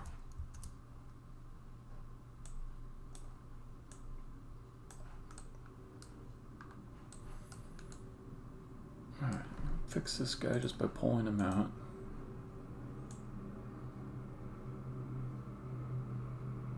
No, that looks bad. There we go.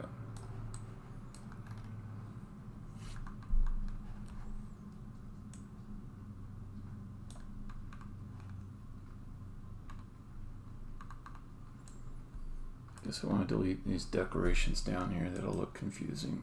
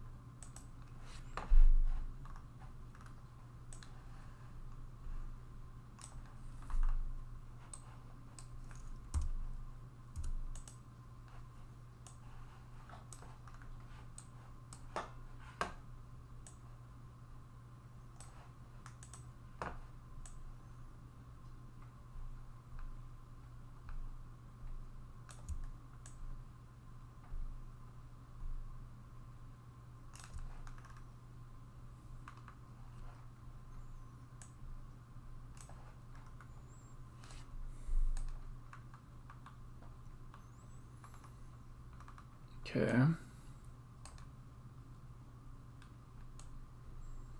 I'm not going to bother with adding decorations to this. I think it looks kind of good like that. I will add some rails though to prevent you from flinging off into weird areas.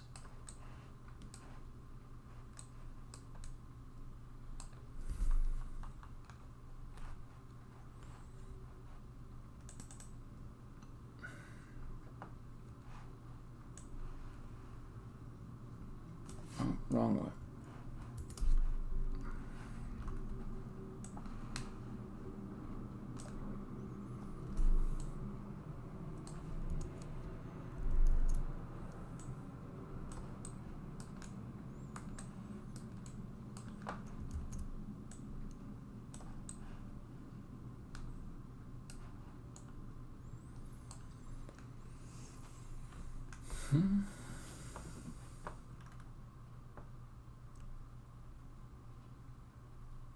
Okay, then it's going to be rail west, east, down, south.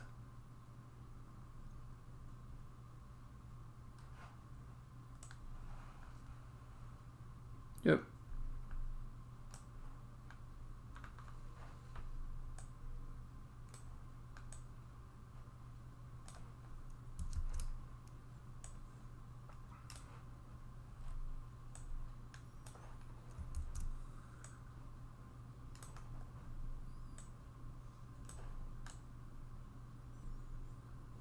Okay, this is what?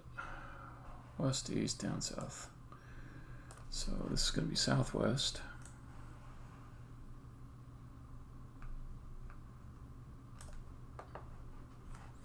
Okay. North, south, down, east.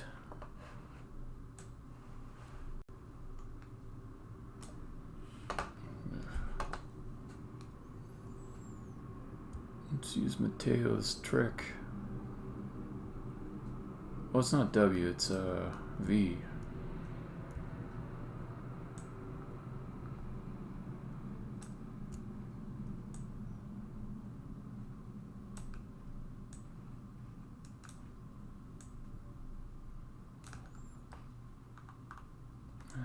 It's kind of weird though, is that?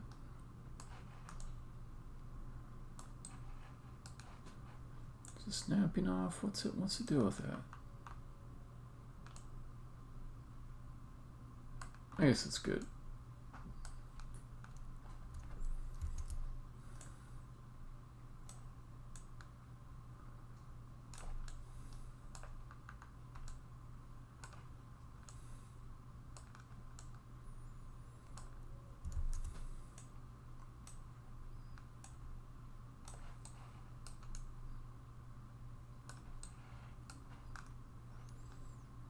This is a weird area. Is it correct for me to keep this rail here? I know what I could do. I could delete the bottom part of it.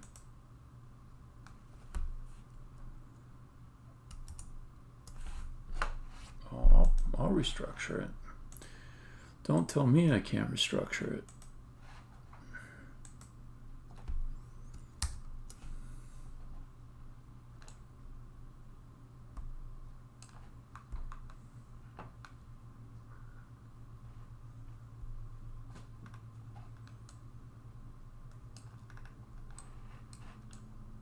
That's probably good.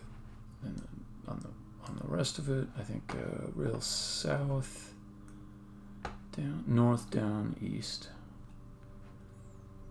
North, down, east. There we go.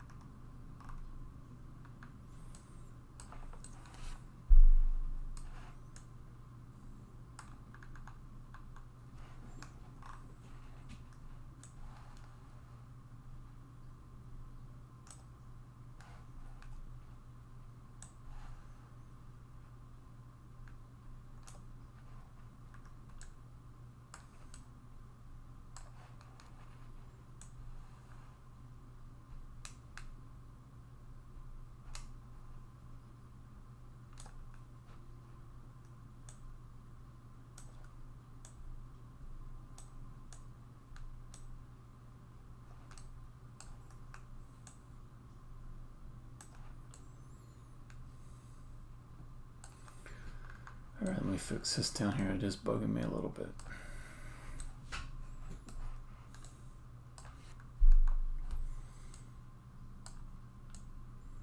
Just this bottom one. I think if I just fix the bottom one, it'll be good. Okay, delete that one.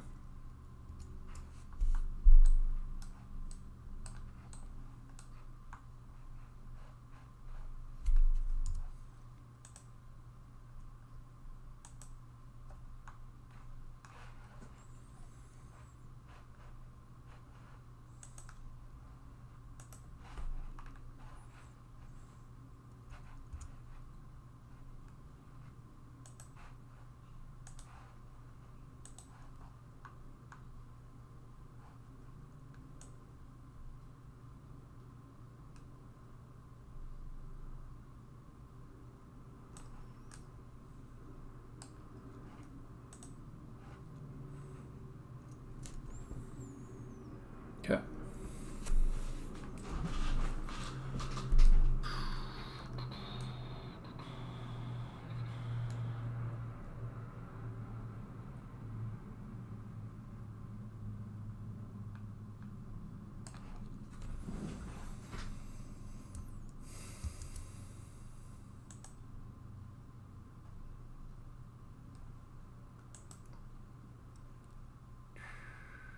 I'll test it out, make sure I didn't break anything.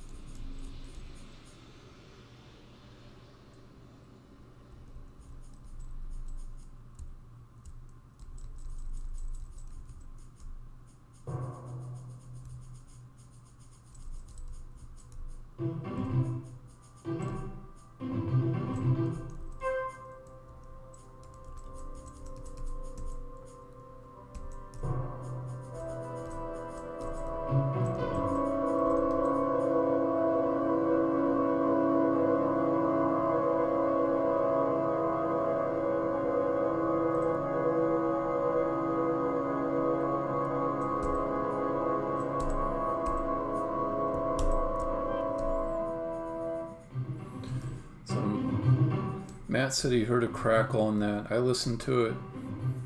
I think it's possible there still was a little crackle, but it's supposed to be a little bit overwhelming of the sound. So if there's a tiny bit of crackle left in it, I'm okay.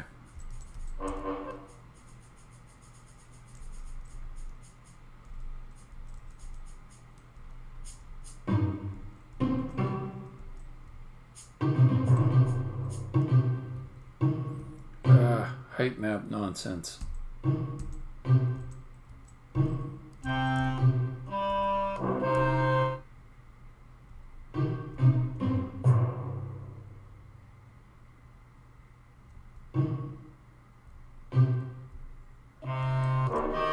What the hell?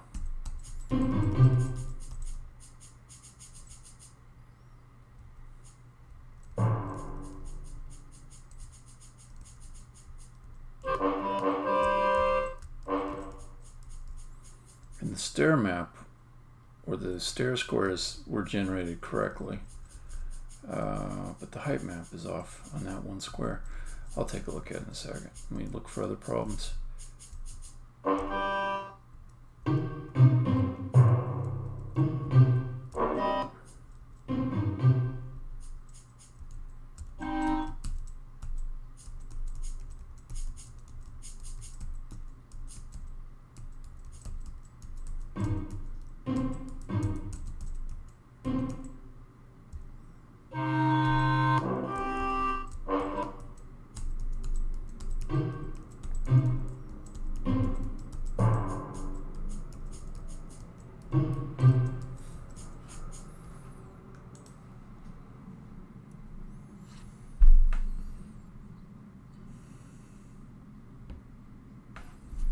Yeah, what the heck? Let's fix the Apple just a little bit more.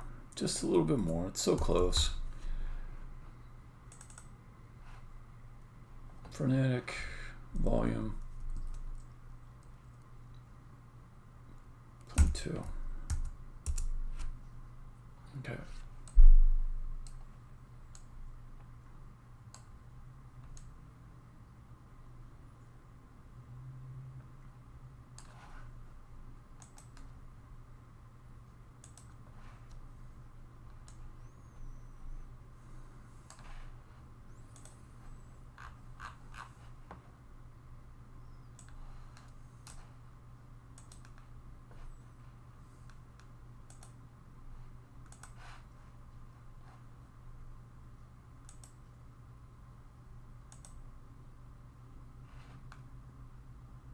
What?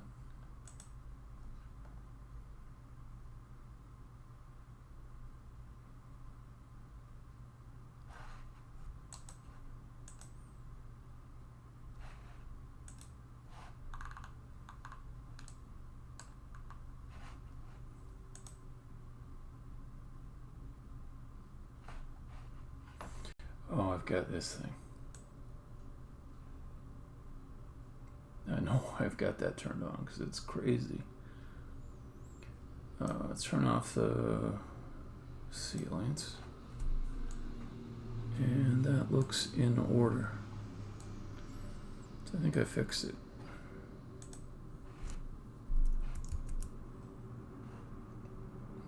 I'll try it again.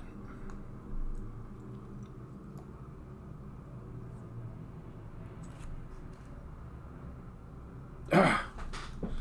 Dang it.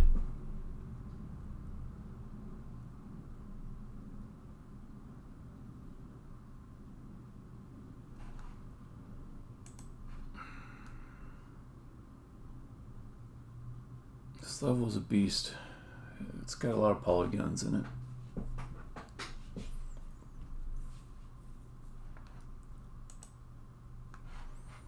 Just noticed that these rails are wrong. Nope. Turn that on. Turn that on. And go down one. And you need to come some way. What's wrong with you? Anything wrong with you? No.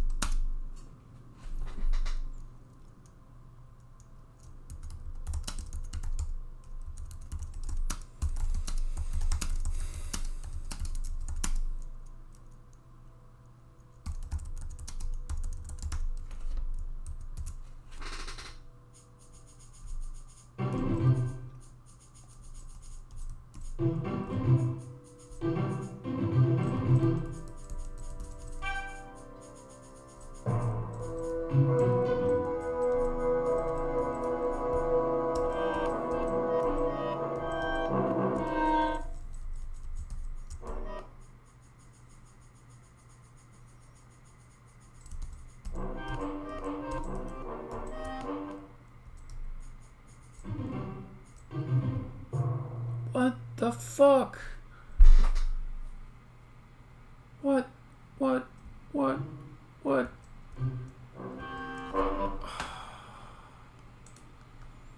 The height map did not show that, so what's up?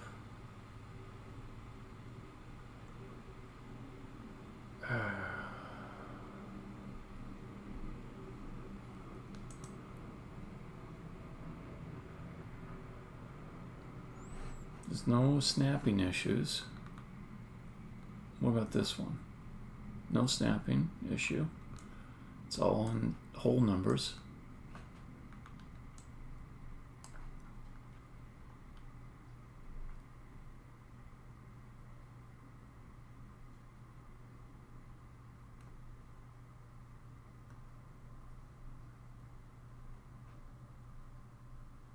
Now I'm just going to take this out, put another one in.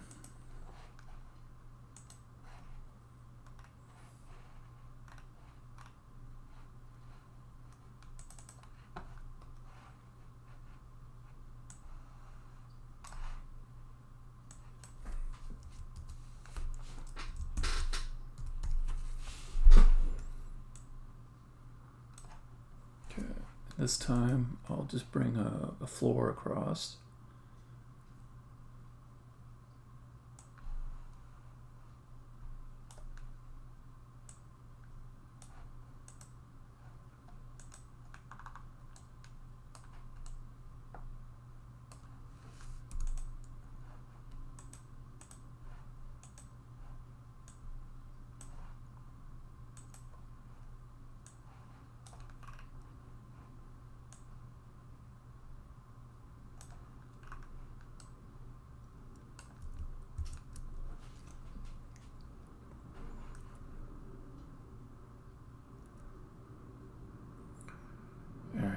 Let's pre-process the level.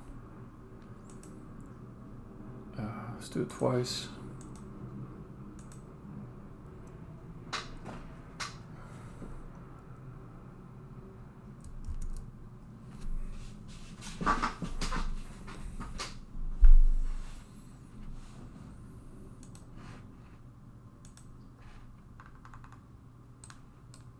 Wait a minute, maybe I do see a problem there. No, that's right. That's correct. Alright, I hope it works, because it's really time consuming to go all the way out there and test it.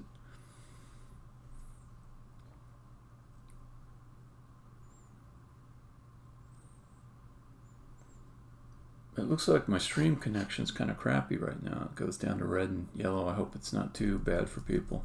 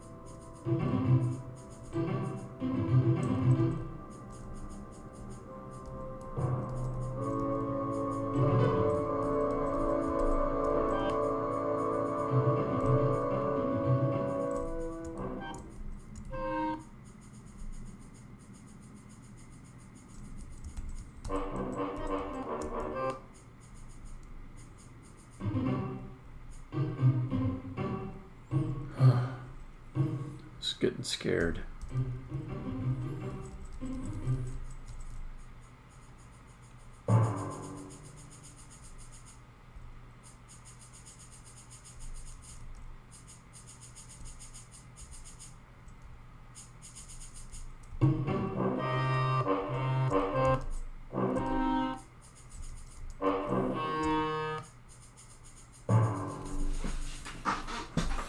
Okay.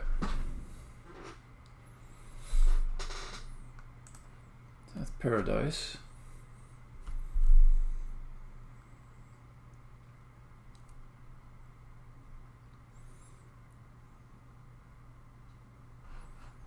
Oh, I'm getting hungry.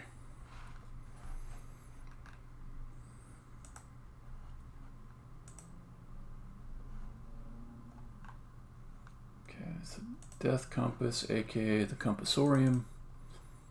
Yeah, go ahead, save it.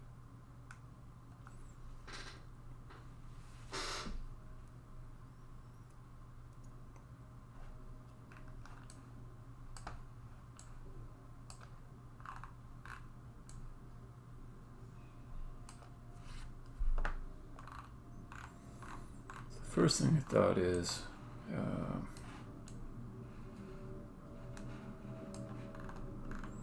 both Matt and Alex were confused initially by their need to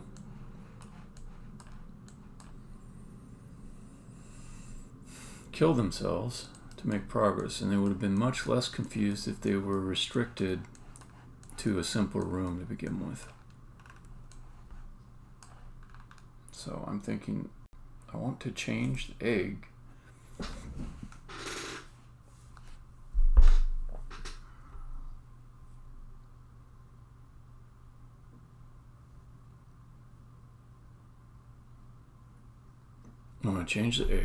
so that it can have a different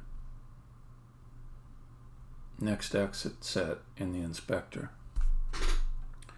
Then I can force the player to begin like in this room. And they won't have as much to do in this room.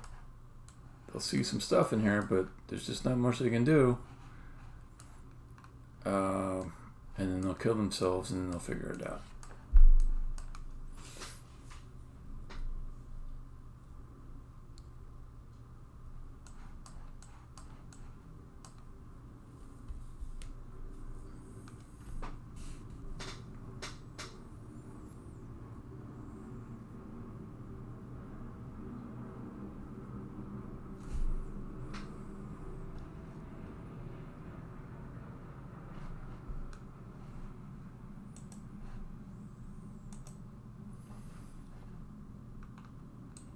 So I'll move the player here.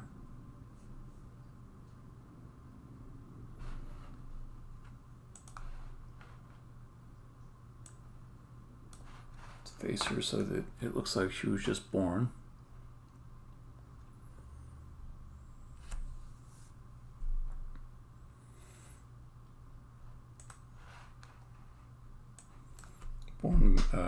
Born pointing south. Okay.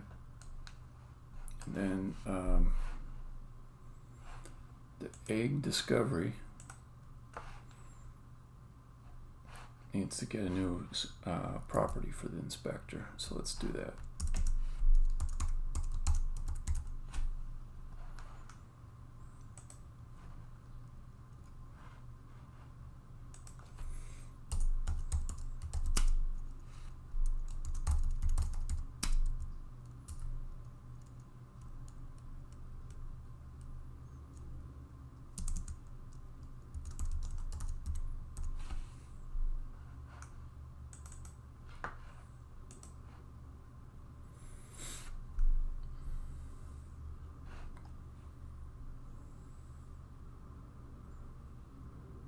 Last birth direction.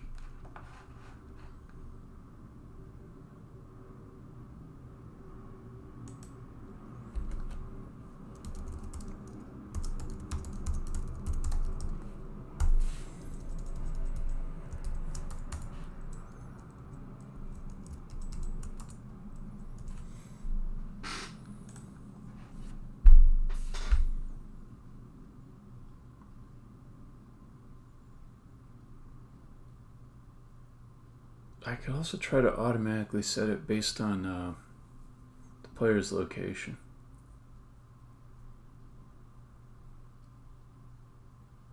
I kind of like that, actually.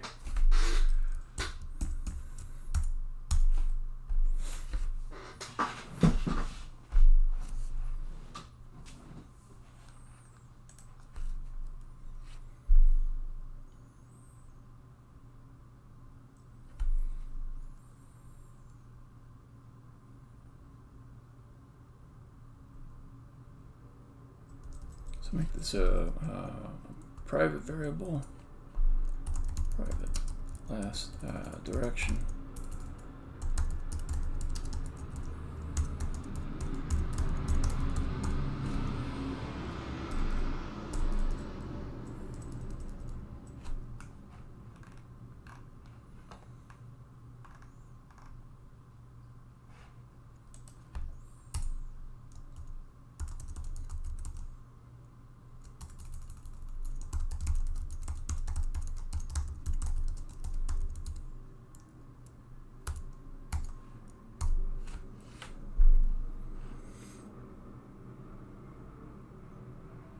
Okay.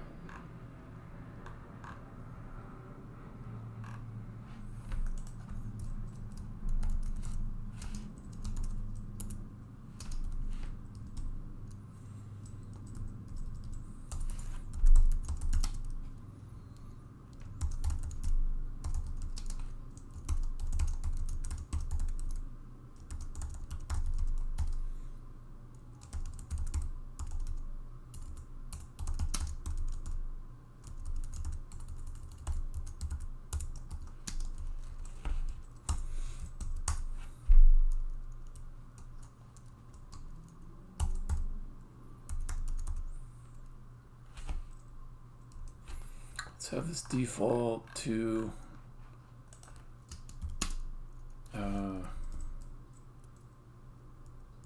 east.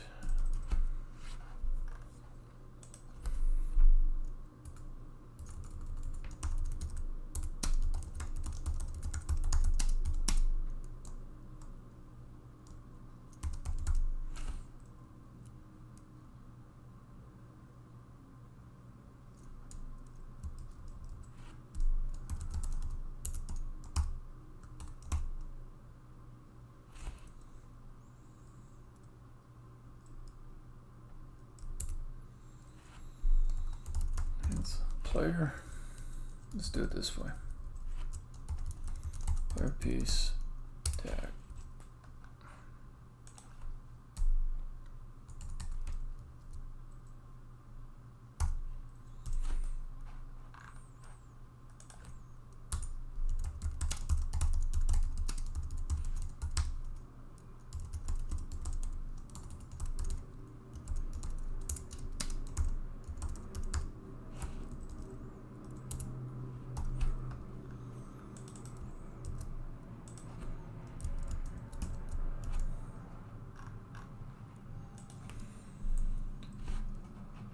Let's see. I guess game object. Oh, all right. No, you don't like that? Okay. Player go.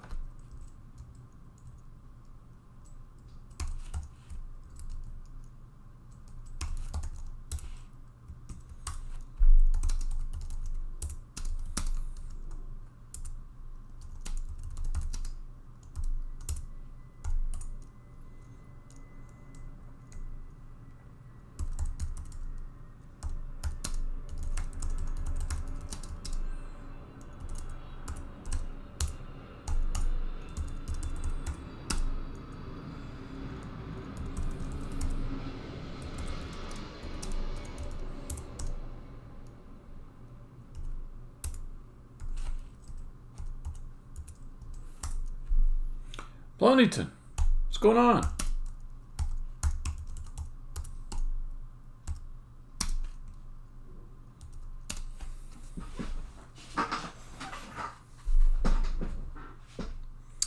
Okay, egg position X is less than, no, let's do player position.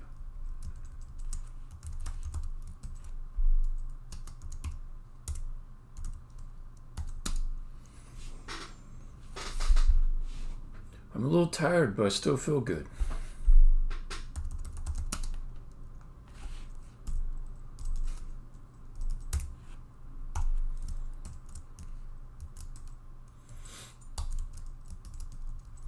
How's your jumping game?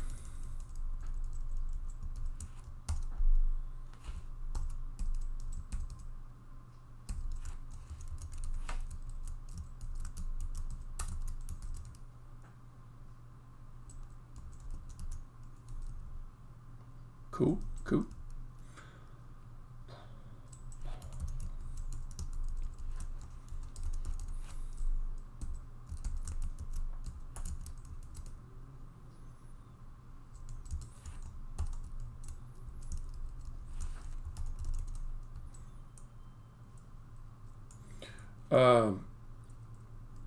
In a few minutes I will. So if you got code to send me, whatever, or you want to type something, go ahead, start typing it. I'm gonna make sure I finish this before I look at it. But yeah, you bet. I almost got this, but I just want to finish it. I'll set this to public so I can debug it a little bit. Last birth direction, it gets set, but they're gonna complain it's not used yet. No, I got time. I just want to finish the problem I'm on. Then I definitely got time.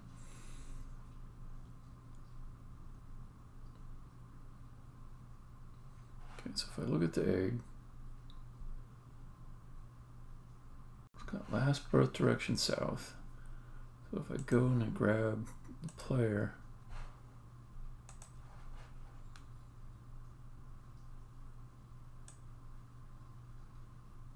let's just move her back here, come back to the egg.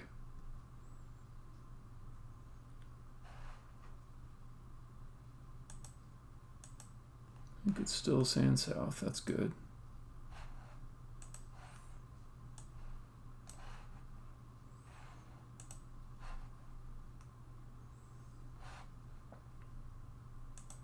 Nice, it says west, good.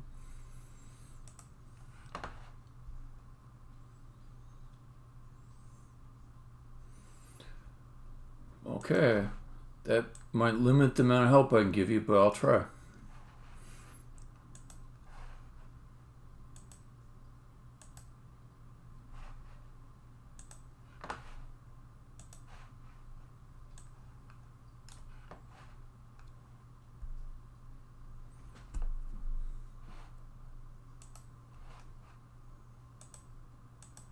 Okay, this seems to work like a champ.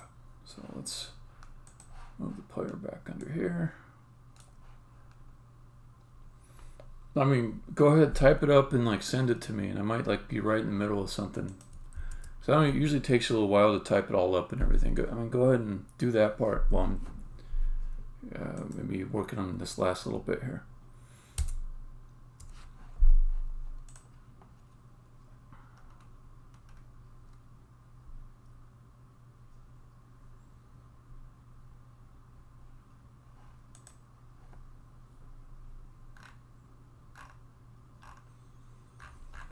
So then the egg piece, I want to take a new parameter.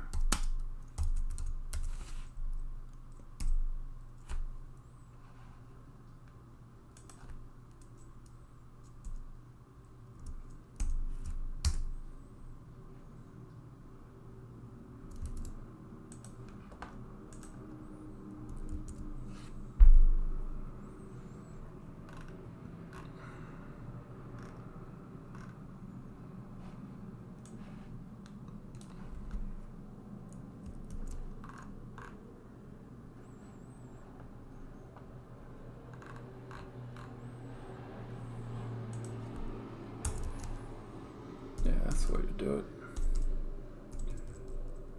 This, I think I just set down here, private. Then egg piece, I'll pass in the direction.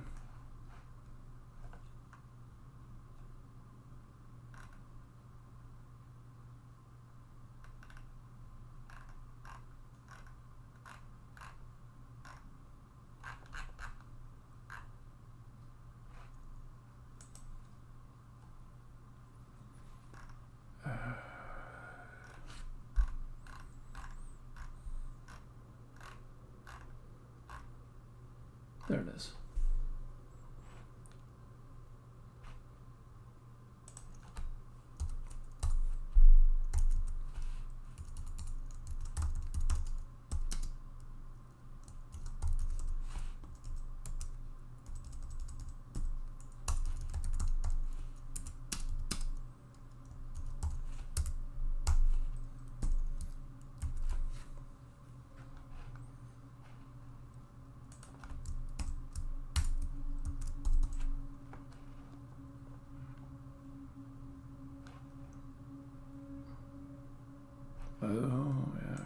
It's in a different order. Okay.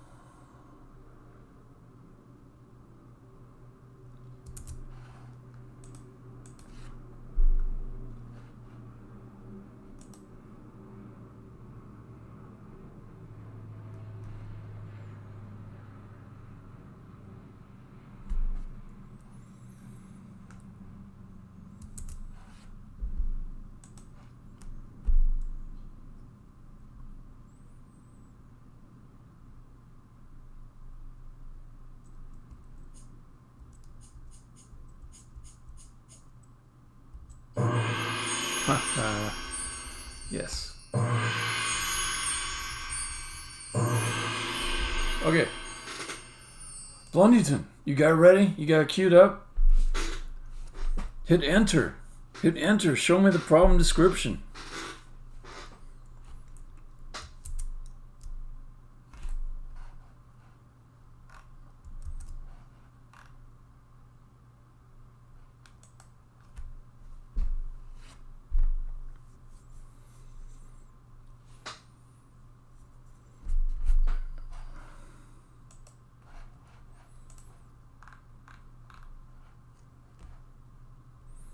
I mean, I don't know if you're like typing or if you're waiting, but go ahead and tell me the problem when you can. Let's see. Okay, Paradise. Get this done. Alright, here we go. Basically, I check whether my player is in various states in the game with colliders. Yeah, if the collider is an edge collider, and the player is in an edge state, and the ground collider equals ground state. The way the colliders are set up is a trapezoid around the collider on top. Edge colliders down the sides. Rectangle collider on the bottom. All this forms a rectangle ground shape.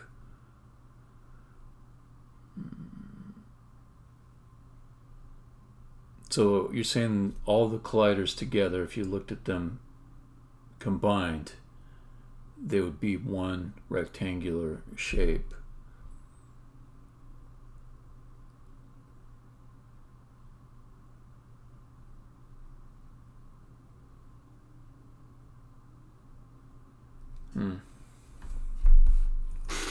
Okay, I think I get it.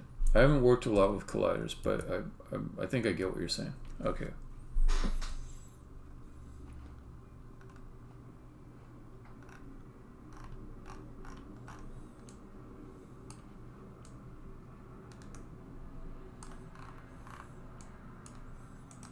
Stupid thing with the lighting here bugs me.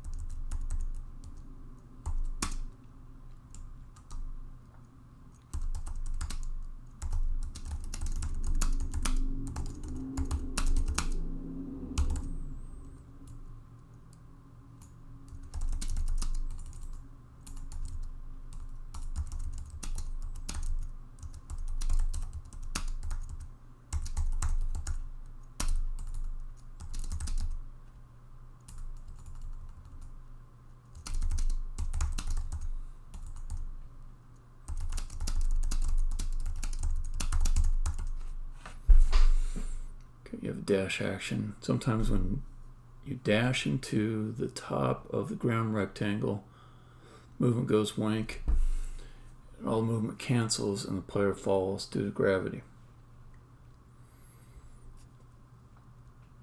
top of the ground rectangle is where the edge colliders and ground collider meet.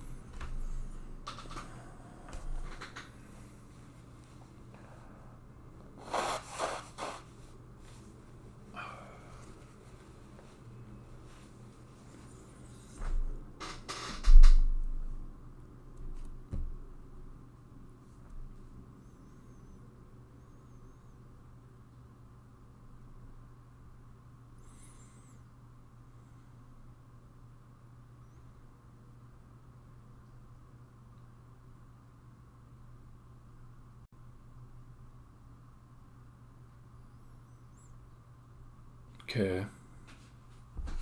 Oh, it's getting warm in here. Let me turn my fan on.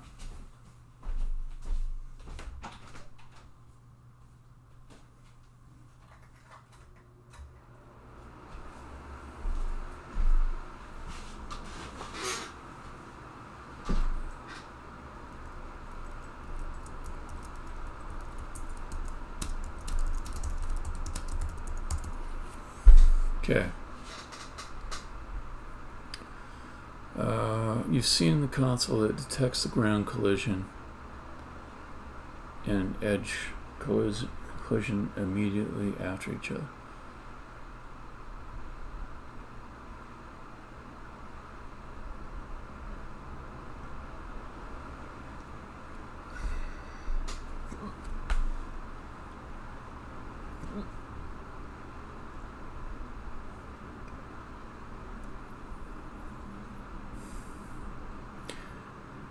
It's a very visual problem. It's hard for me to picture all the parts of it.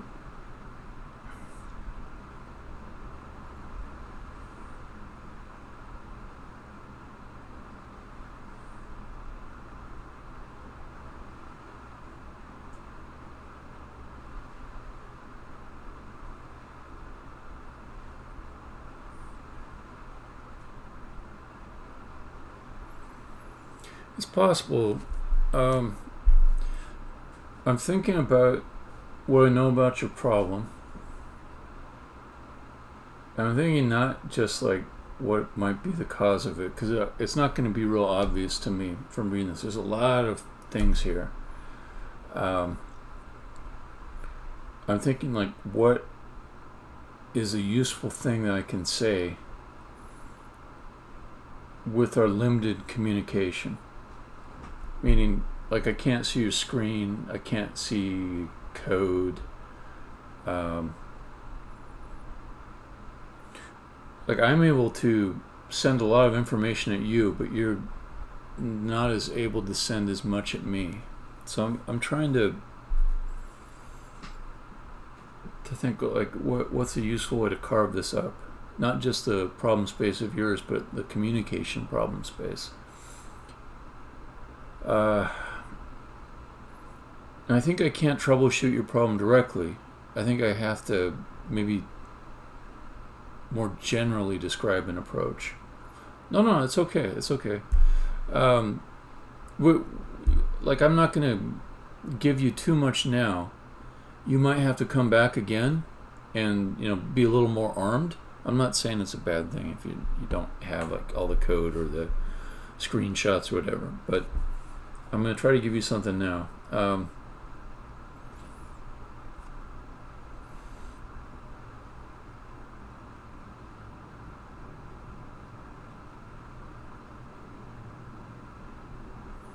The thing I'm working on is how to simplify the problem so you don't have to worry about as many pieces of it at once. Because right now you've got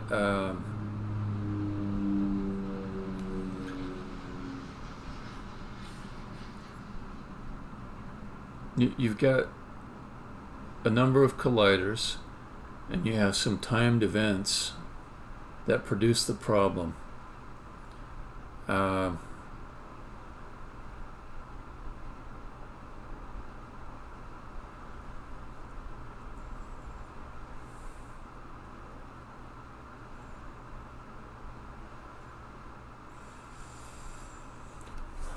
Are you able to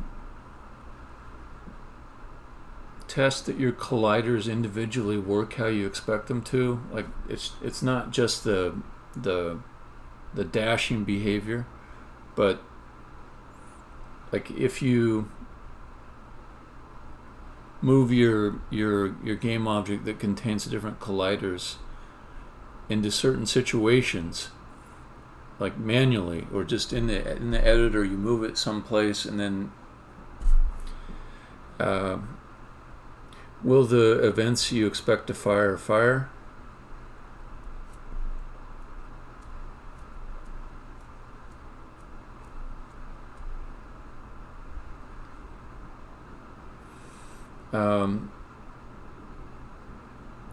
That's one thing. I don't have a lot of experience like testing colliders. Let me see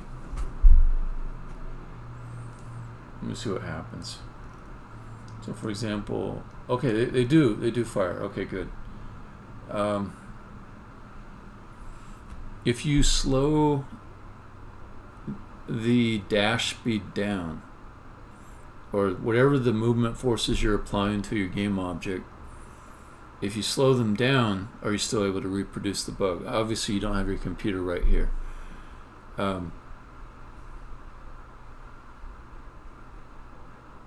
Okay. So another thing that can happen when your speed goes up higher with your game objects is that you just skip a collider altogether, because the distance that you travel between two frames can be larger than the spatial area that the collider is able to detect things inside of.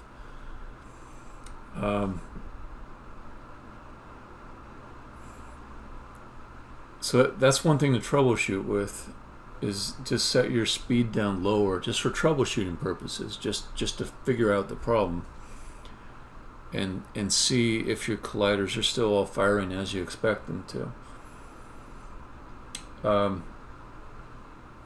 There's another troubleshooting technique that is sometimes useful. You can set your time scale down to really slow, so that like your guy, he'll be moving. Let me see if I can find the.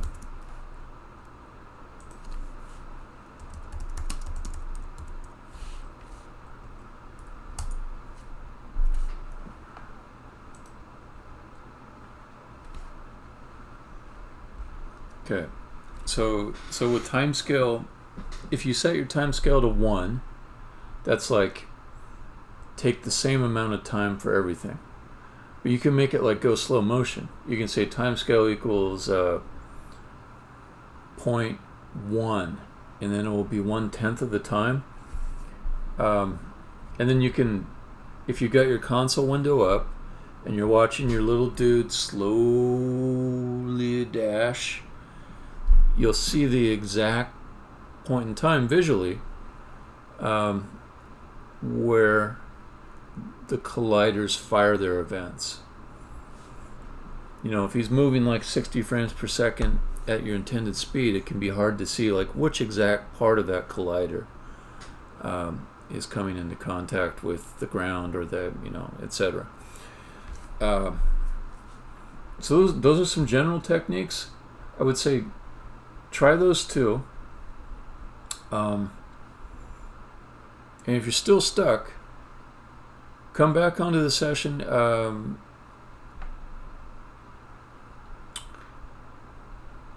with your computer, and maybe we might do like screenshots, or code. It might be kind of a visual problem to figure out,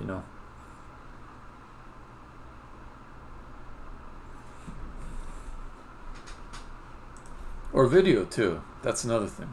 If you get to a point where it's easy to make a video of what you're doing, that's also helpful. All right. So let me see. Yeah, you bet. I like how much thought you're putting into this, though. You're not just like coming to me with "it doesn't work, why doesn't it work." You put some thought into it. I do appreciate that. That's like one of the reasons why I'm real happy to help you out.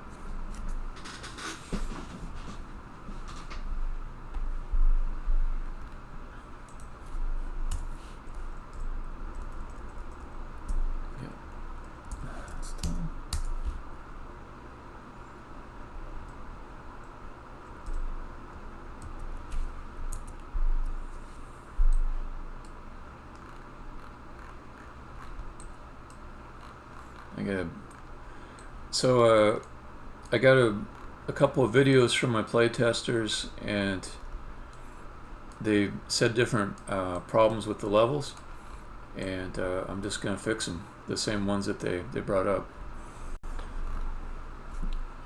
These ones aren't too hard.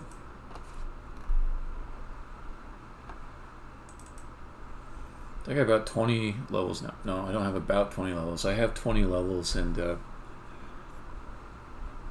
they sent me each of them about 3 hours of videos playing through everything. So it's pretty nice that 20 levels gives 3 hours of gameplay. Yeah, that's not bad. I'm gonna have 150 levels total when I'm done. So should be quite a bit of gameplay.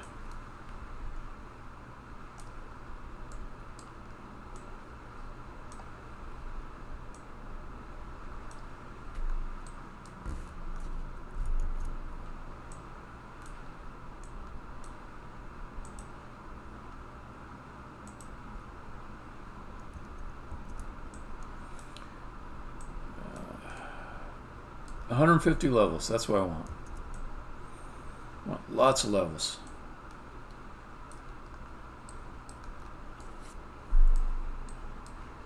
First game I released, I think it had 350 levels. A year or two. It's gonna be a little while. If I get a bucket of money thrown at me, it'll get done faster.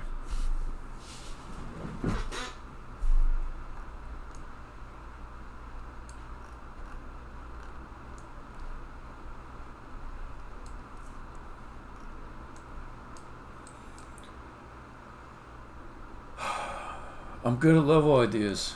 I already figured that part out. Also, like how many level ideas I can get out of each thing. So I made a level plan.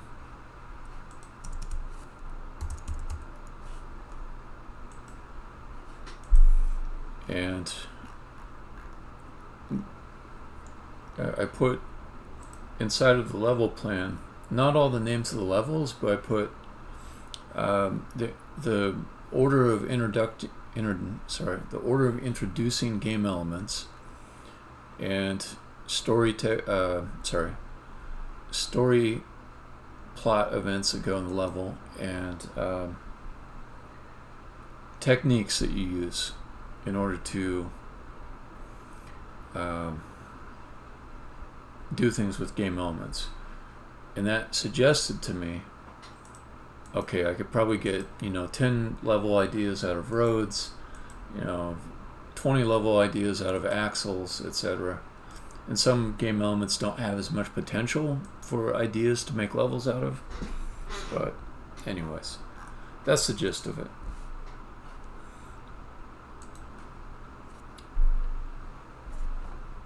Okay.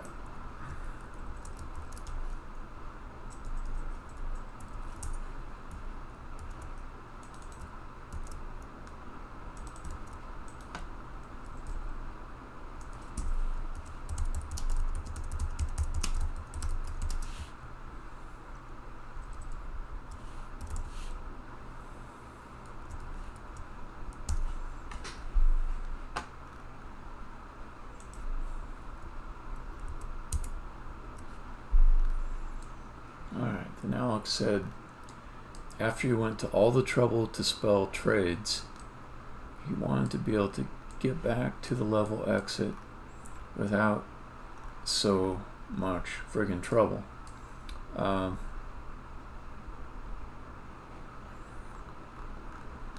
That's my best part. That's my greatest strength, is making levels.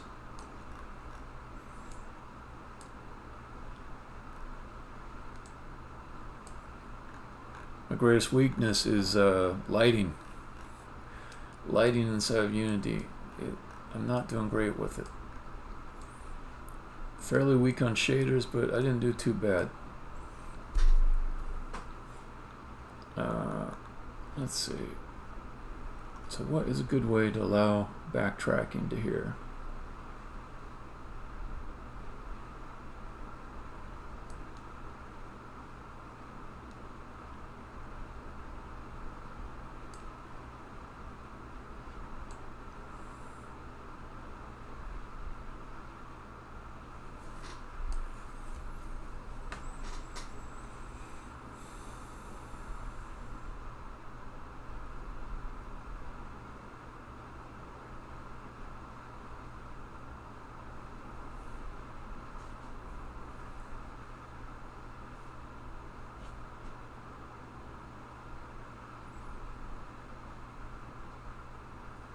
It's gonna be a little tough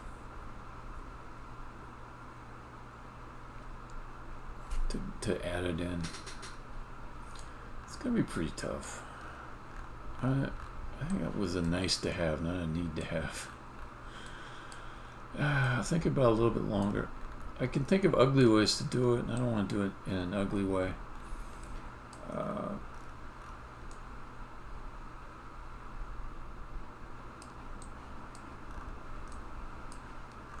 So trades is all the way down here.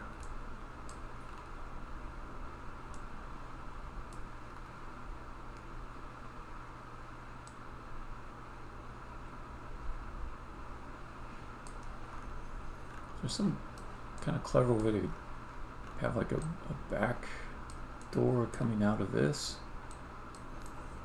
I mean, I could do it, but it'd be such a huge amount of modeling. I'd stick some kind of hole here and stairs that go under, then come back up over the top and all that. That's like 2 hours for a little thing. I'm gonna let that one go.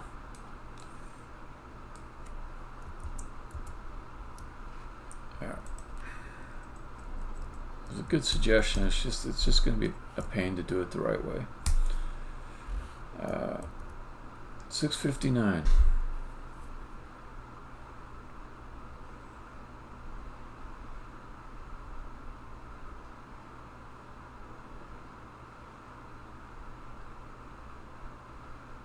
Okay, let's move on to this last level, and then I'll have all my level fixes in from the player testers.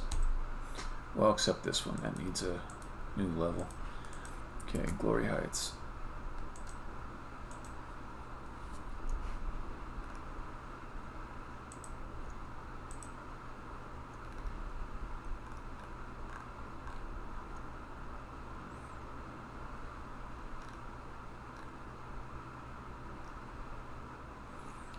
Oh, it's called rail pushing.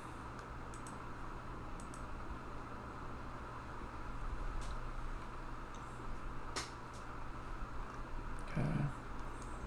There's some missing rails, or missing corners on rails. Let's fix those.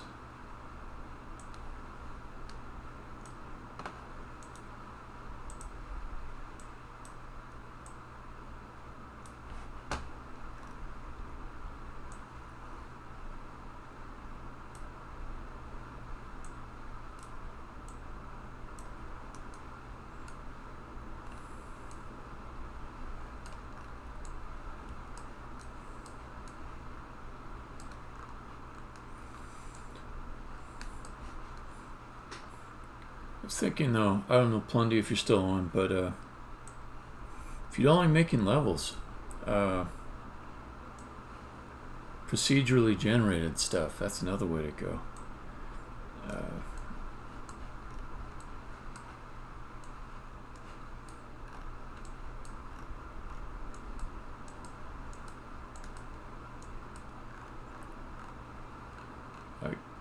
I have moments where I wish I'd made like a procedurally generated version of this game. It's cool stuff. It depends what kind of game you're making, but say you were making a game where you explore dungeons, and the dungeon is automatically generated as you explore it.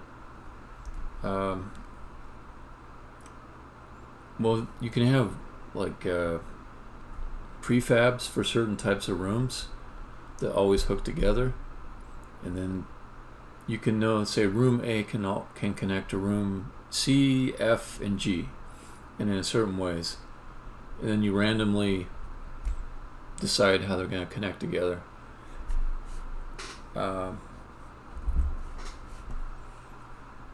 I think like Flappy Bird was procedurally generated. They just had random things. A lot of runner games are.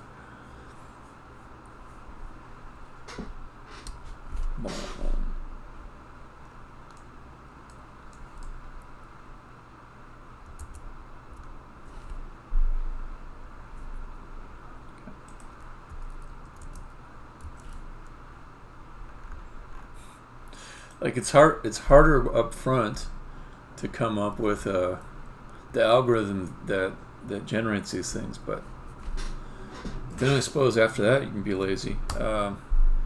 Minesweeper, that's a game that just makes levels automatically.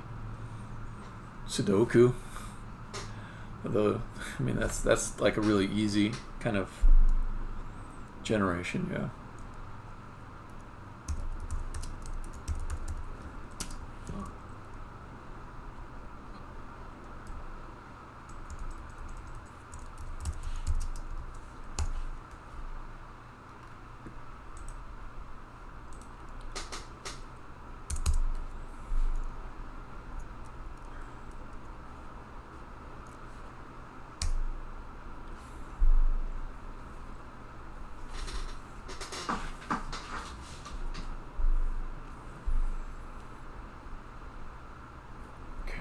So I think sound, environment, util.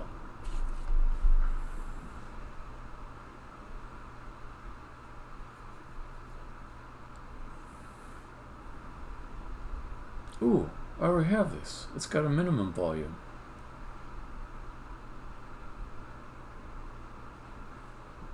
Cool. Okay, so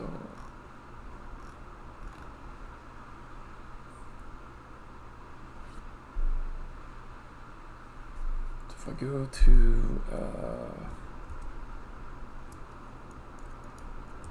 sound effects,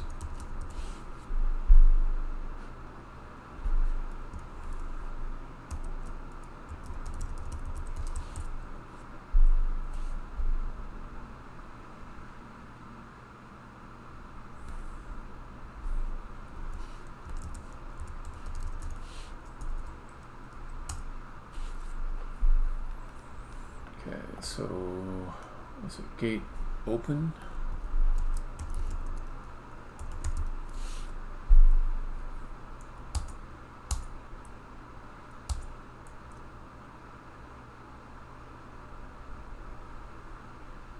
Okay, is there a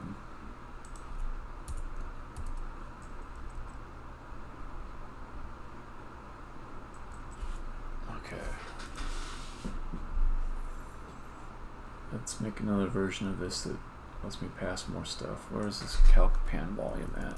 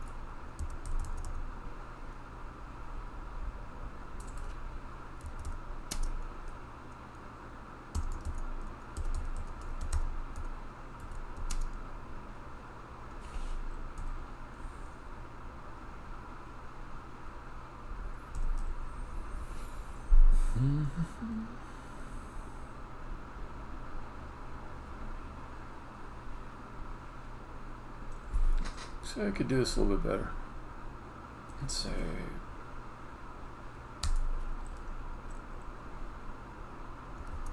that's fine. Okay. Let's do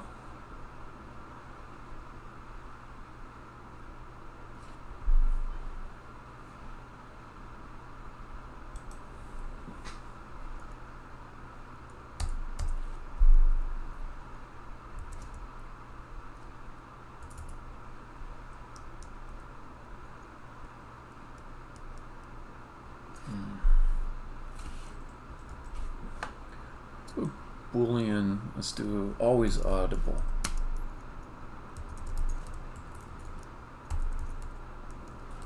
That's mainly what I'm going to be worried about. If I pass that in instead of a volume, then I can say that the min volume is a percentage of the settings volume. So float min volume equals always audible, yes.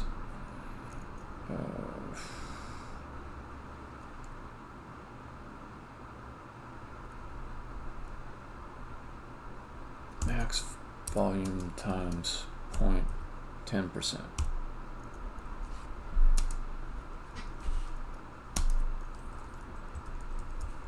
Quiet, but heard. And this will be 0f. Okay.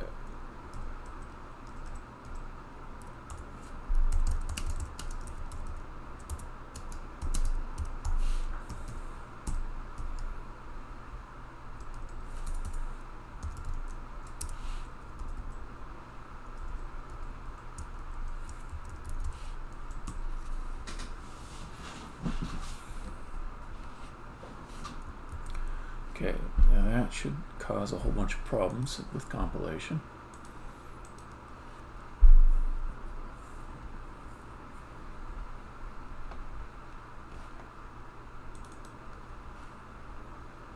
Axle blocked does not always need to be heard. That's it. Just some things need to always be heard, other things don't, no matter how far. Let's see. Some things need to be heard no matter how far away they are. Other things don't, and they can just be set to 0.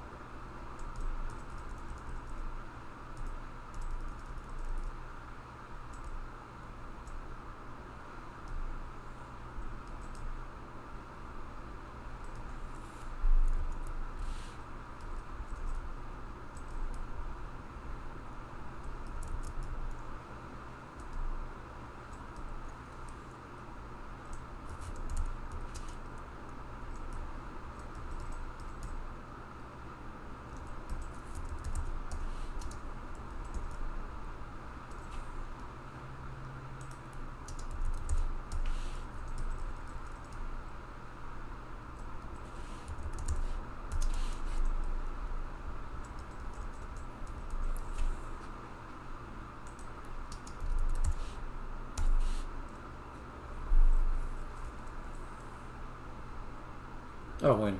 No, false on these.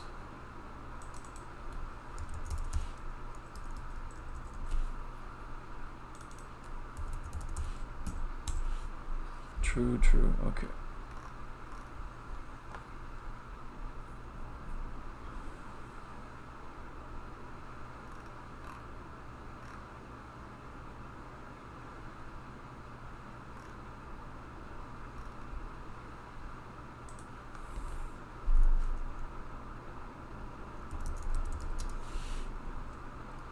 Actually, that's an important one. Let's keep that one.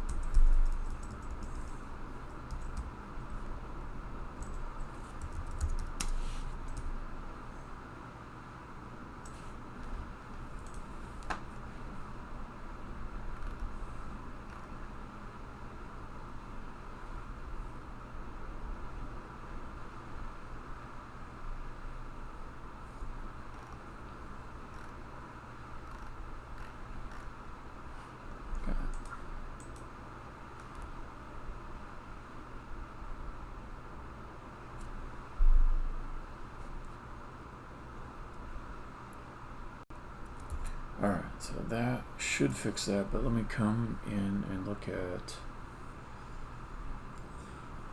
the last thing that Alex told me about. I was kind of getting fatigued with all the traveling you had to do here.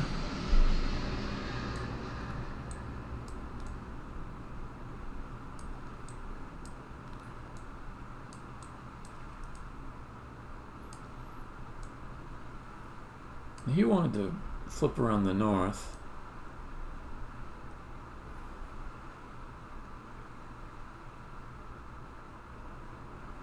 Well, I think what he should be doing is flinging.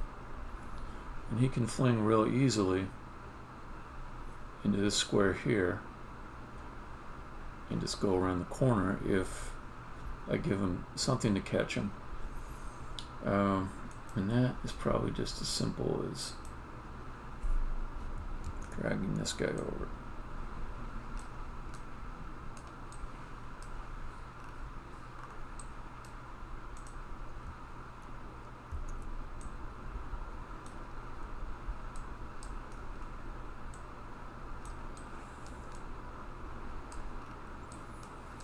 Don't want to touch too much on this level because it's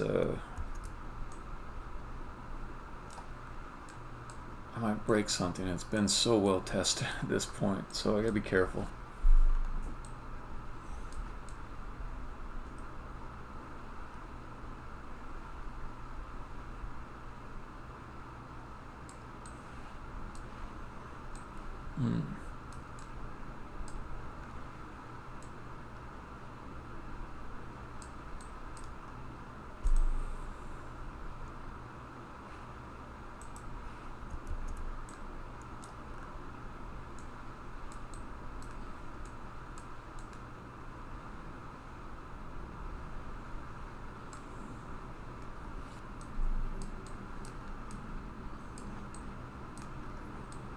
Okay, so then you can come up the stairs or down the stairs, fling here, fling there, fling there, fling there. These guys need to fling more. That's my feeling.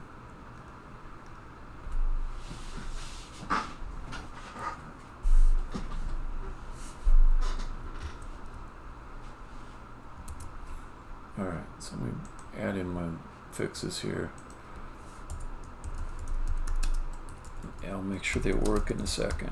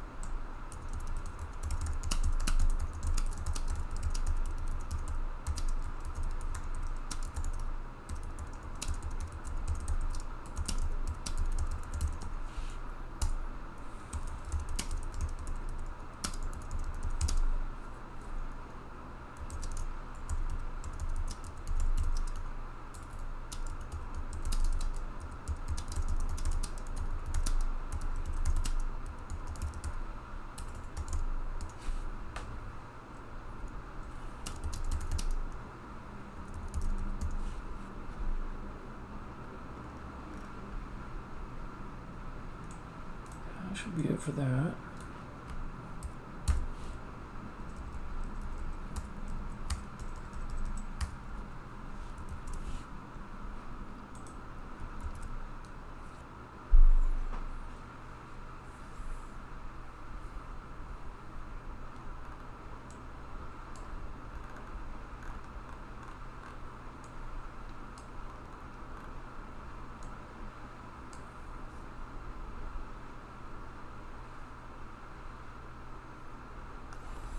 All right, let's try it out.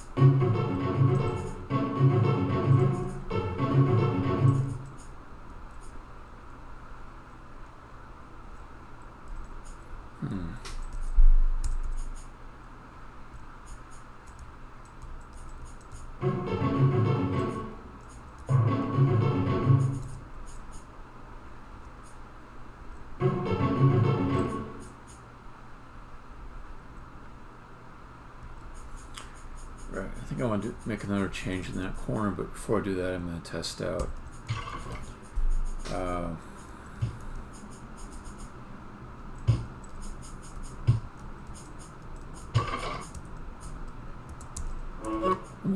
the sound effects. Is that louder?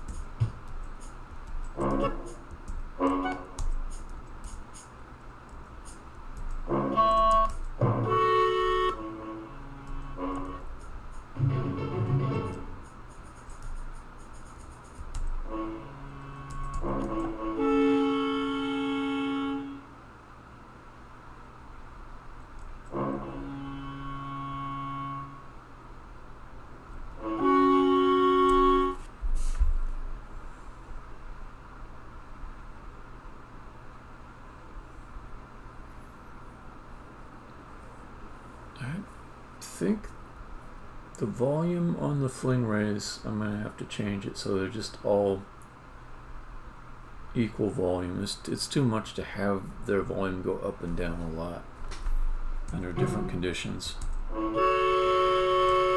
It got louder too, I noticed that.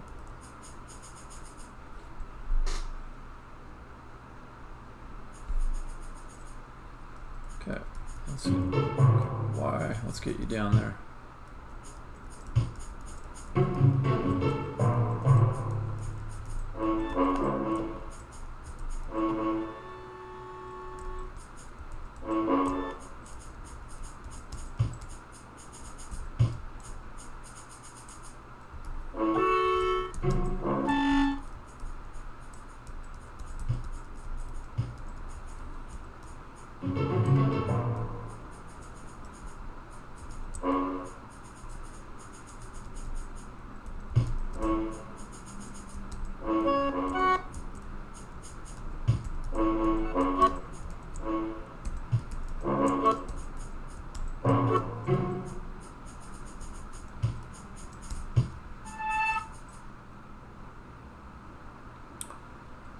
Oh yeah, I'll see you around, Planington. Good luck on your game. Okay, so it turns out that that 0.10 volume is actually pretty loud. Okay, number of fixes to make here. Let's go make them.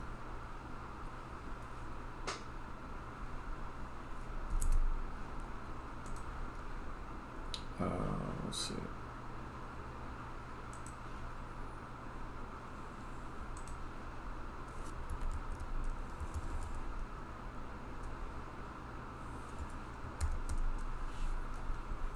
Let's make this, let's try 0.05.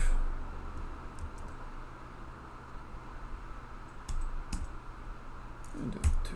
It felt really loud. Okay, then let's do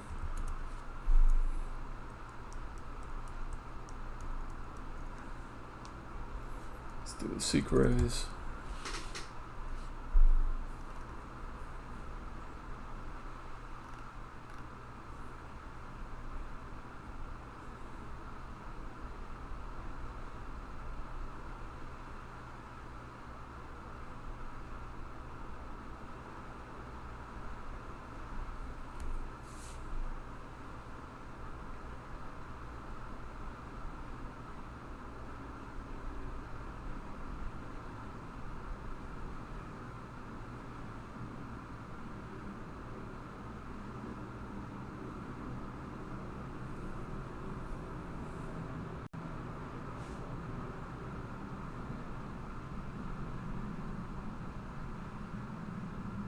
Hmm.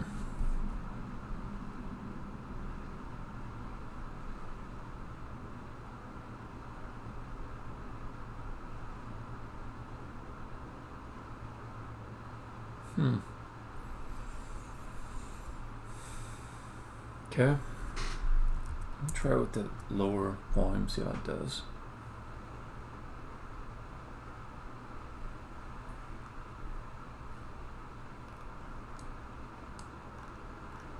What was the thing with this guy up here?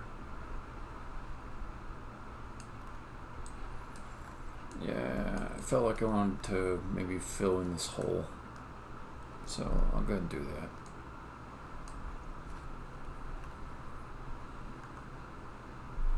So otherwise you just get trapped up in that little alcove and it just doesn't seem good.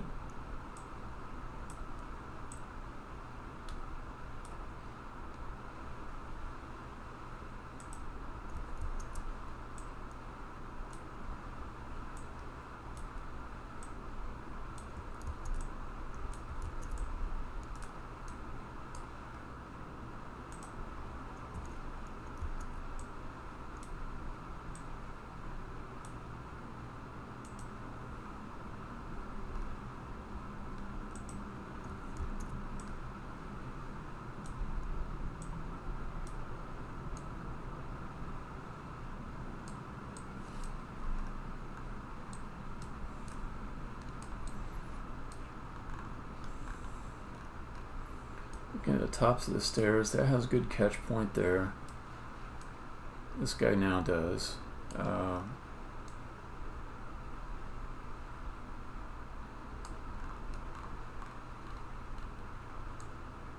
one does. So that makes you go faster too. If you just have it at the end of the stairs, it can catch you and you won't go flinging by it.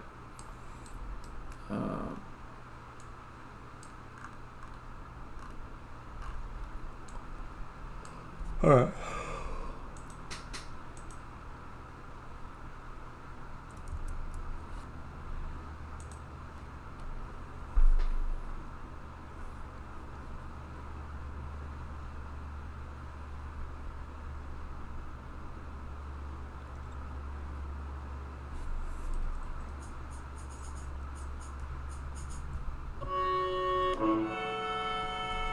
Okay, that's better.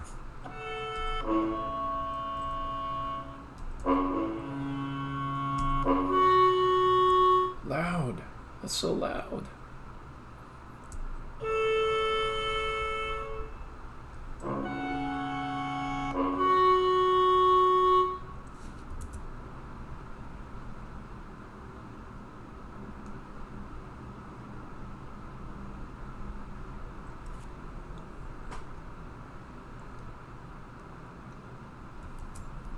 Let's do Rye again.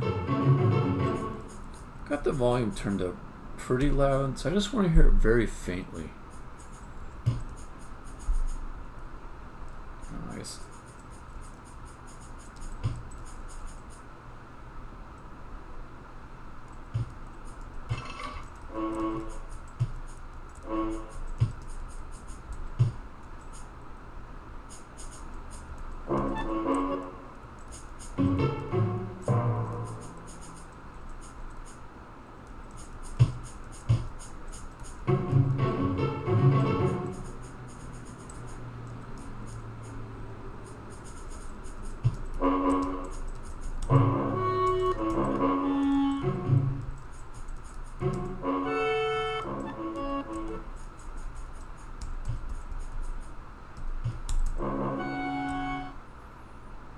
I could close off that path if I.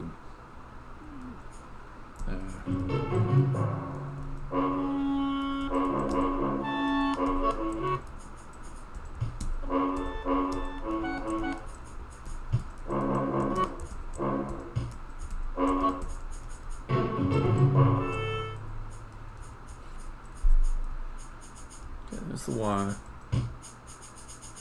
Okay, I'm listening for it.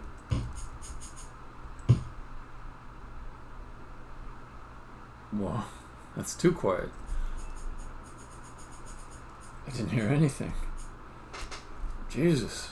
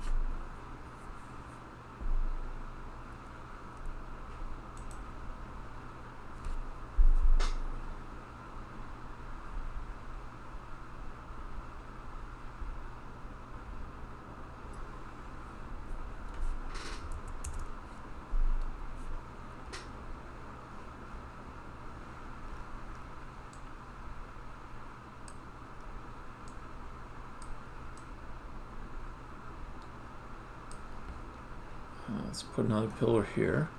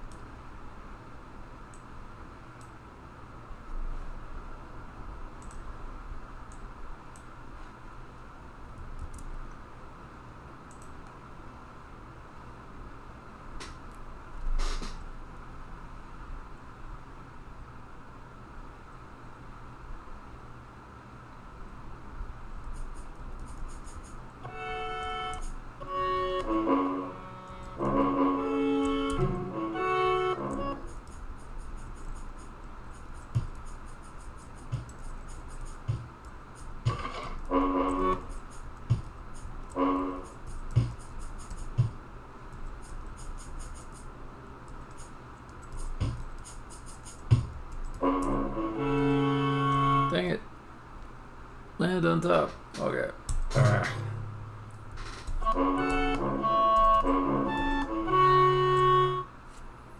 need those to go up higher. Take it higher. Take it higher.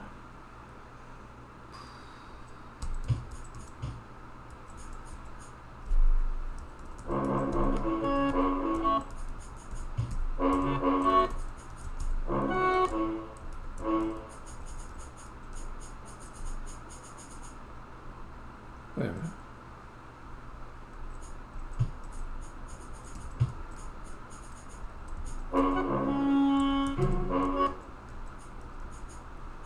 Where'd R go? Did I knock it? Where'd it go?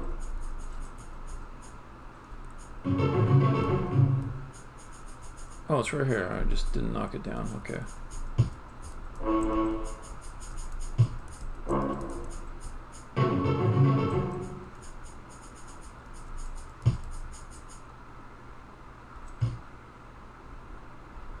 Didn't hear it. Oh, it takes one step after because of another bug, which I'm not going to fix in this session.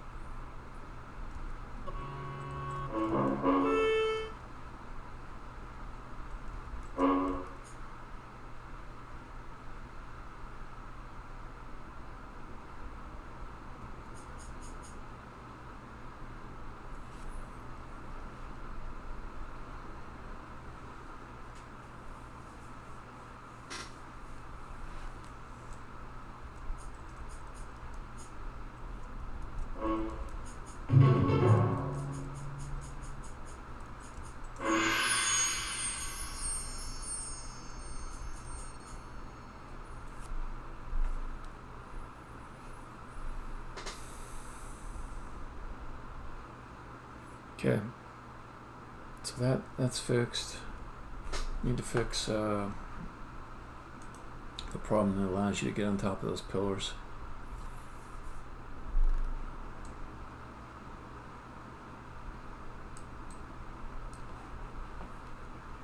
Pretty easy to fix. Just put another pillar right here.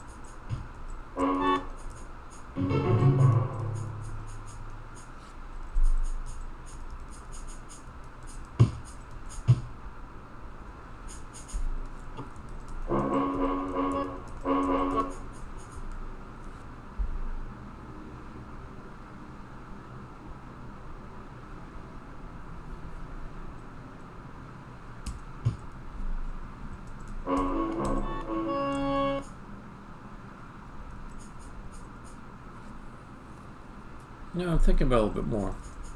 So this is a room you gotta keep going around doing stuff in. It's a little jarring to come all the way out here on the fling, so I could put a fling block here. That would help. And then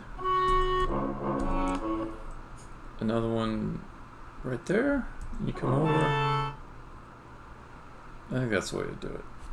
Alright, let's go add those in.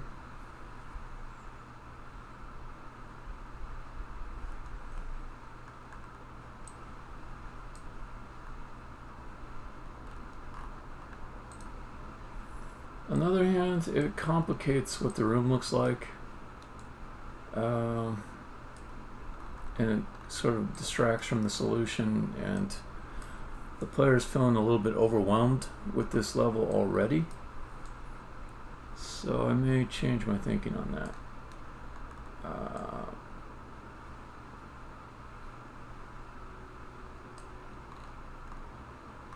Yeah, I am. I'm gonna leave it.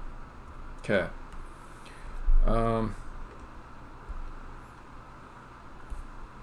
One more idea. I just don't know if I can do it in a half hour. That's kind of how much time I want to spend on it.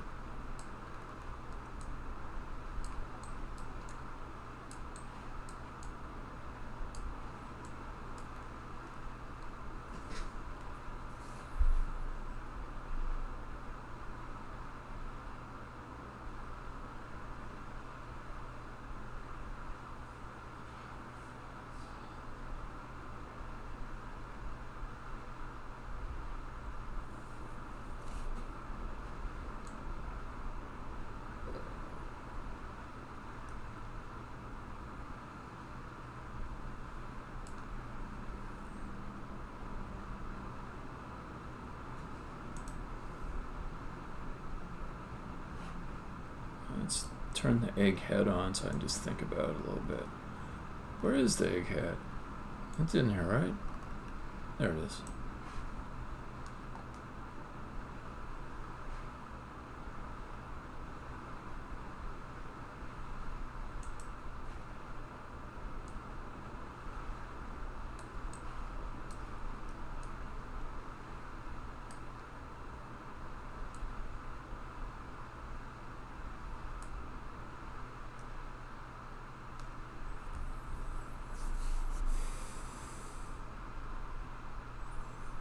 No, this is a thing that takes at least an hour, maybe two.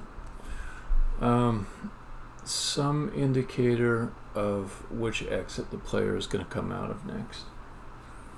And the idea that it would spin, rotate to the next location each time you died.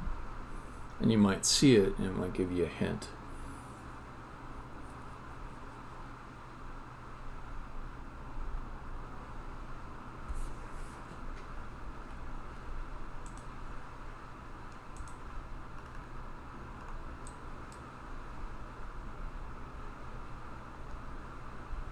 Yeah, let's think about that one some more.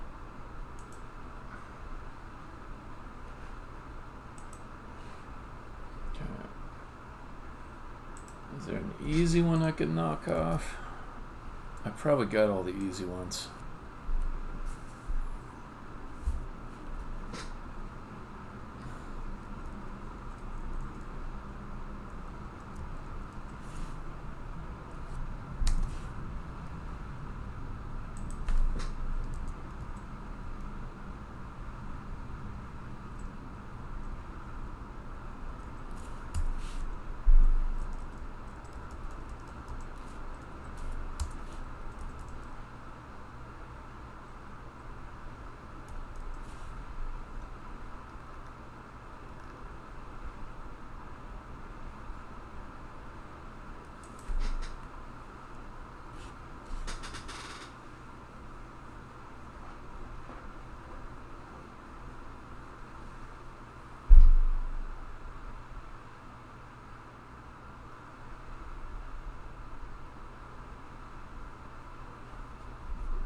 That one's done.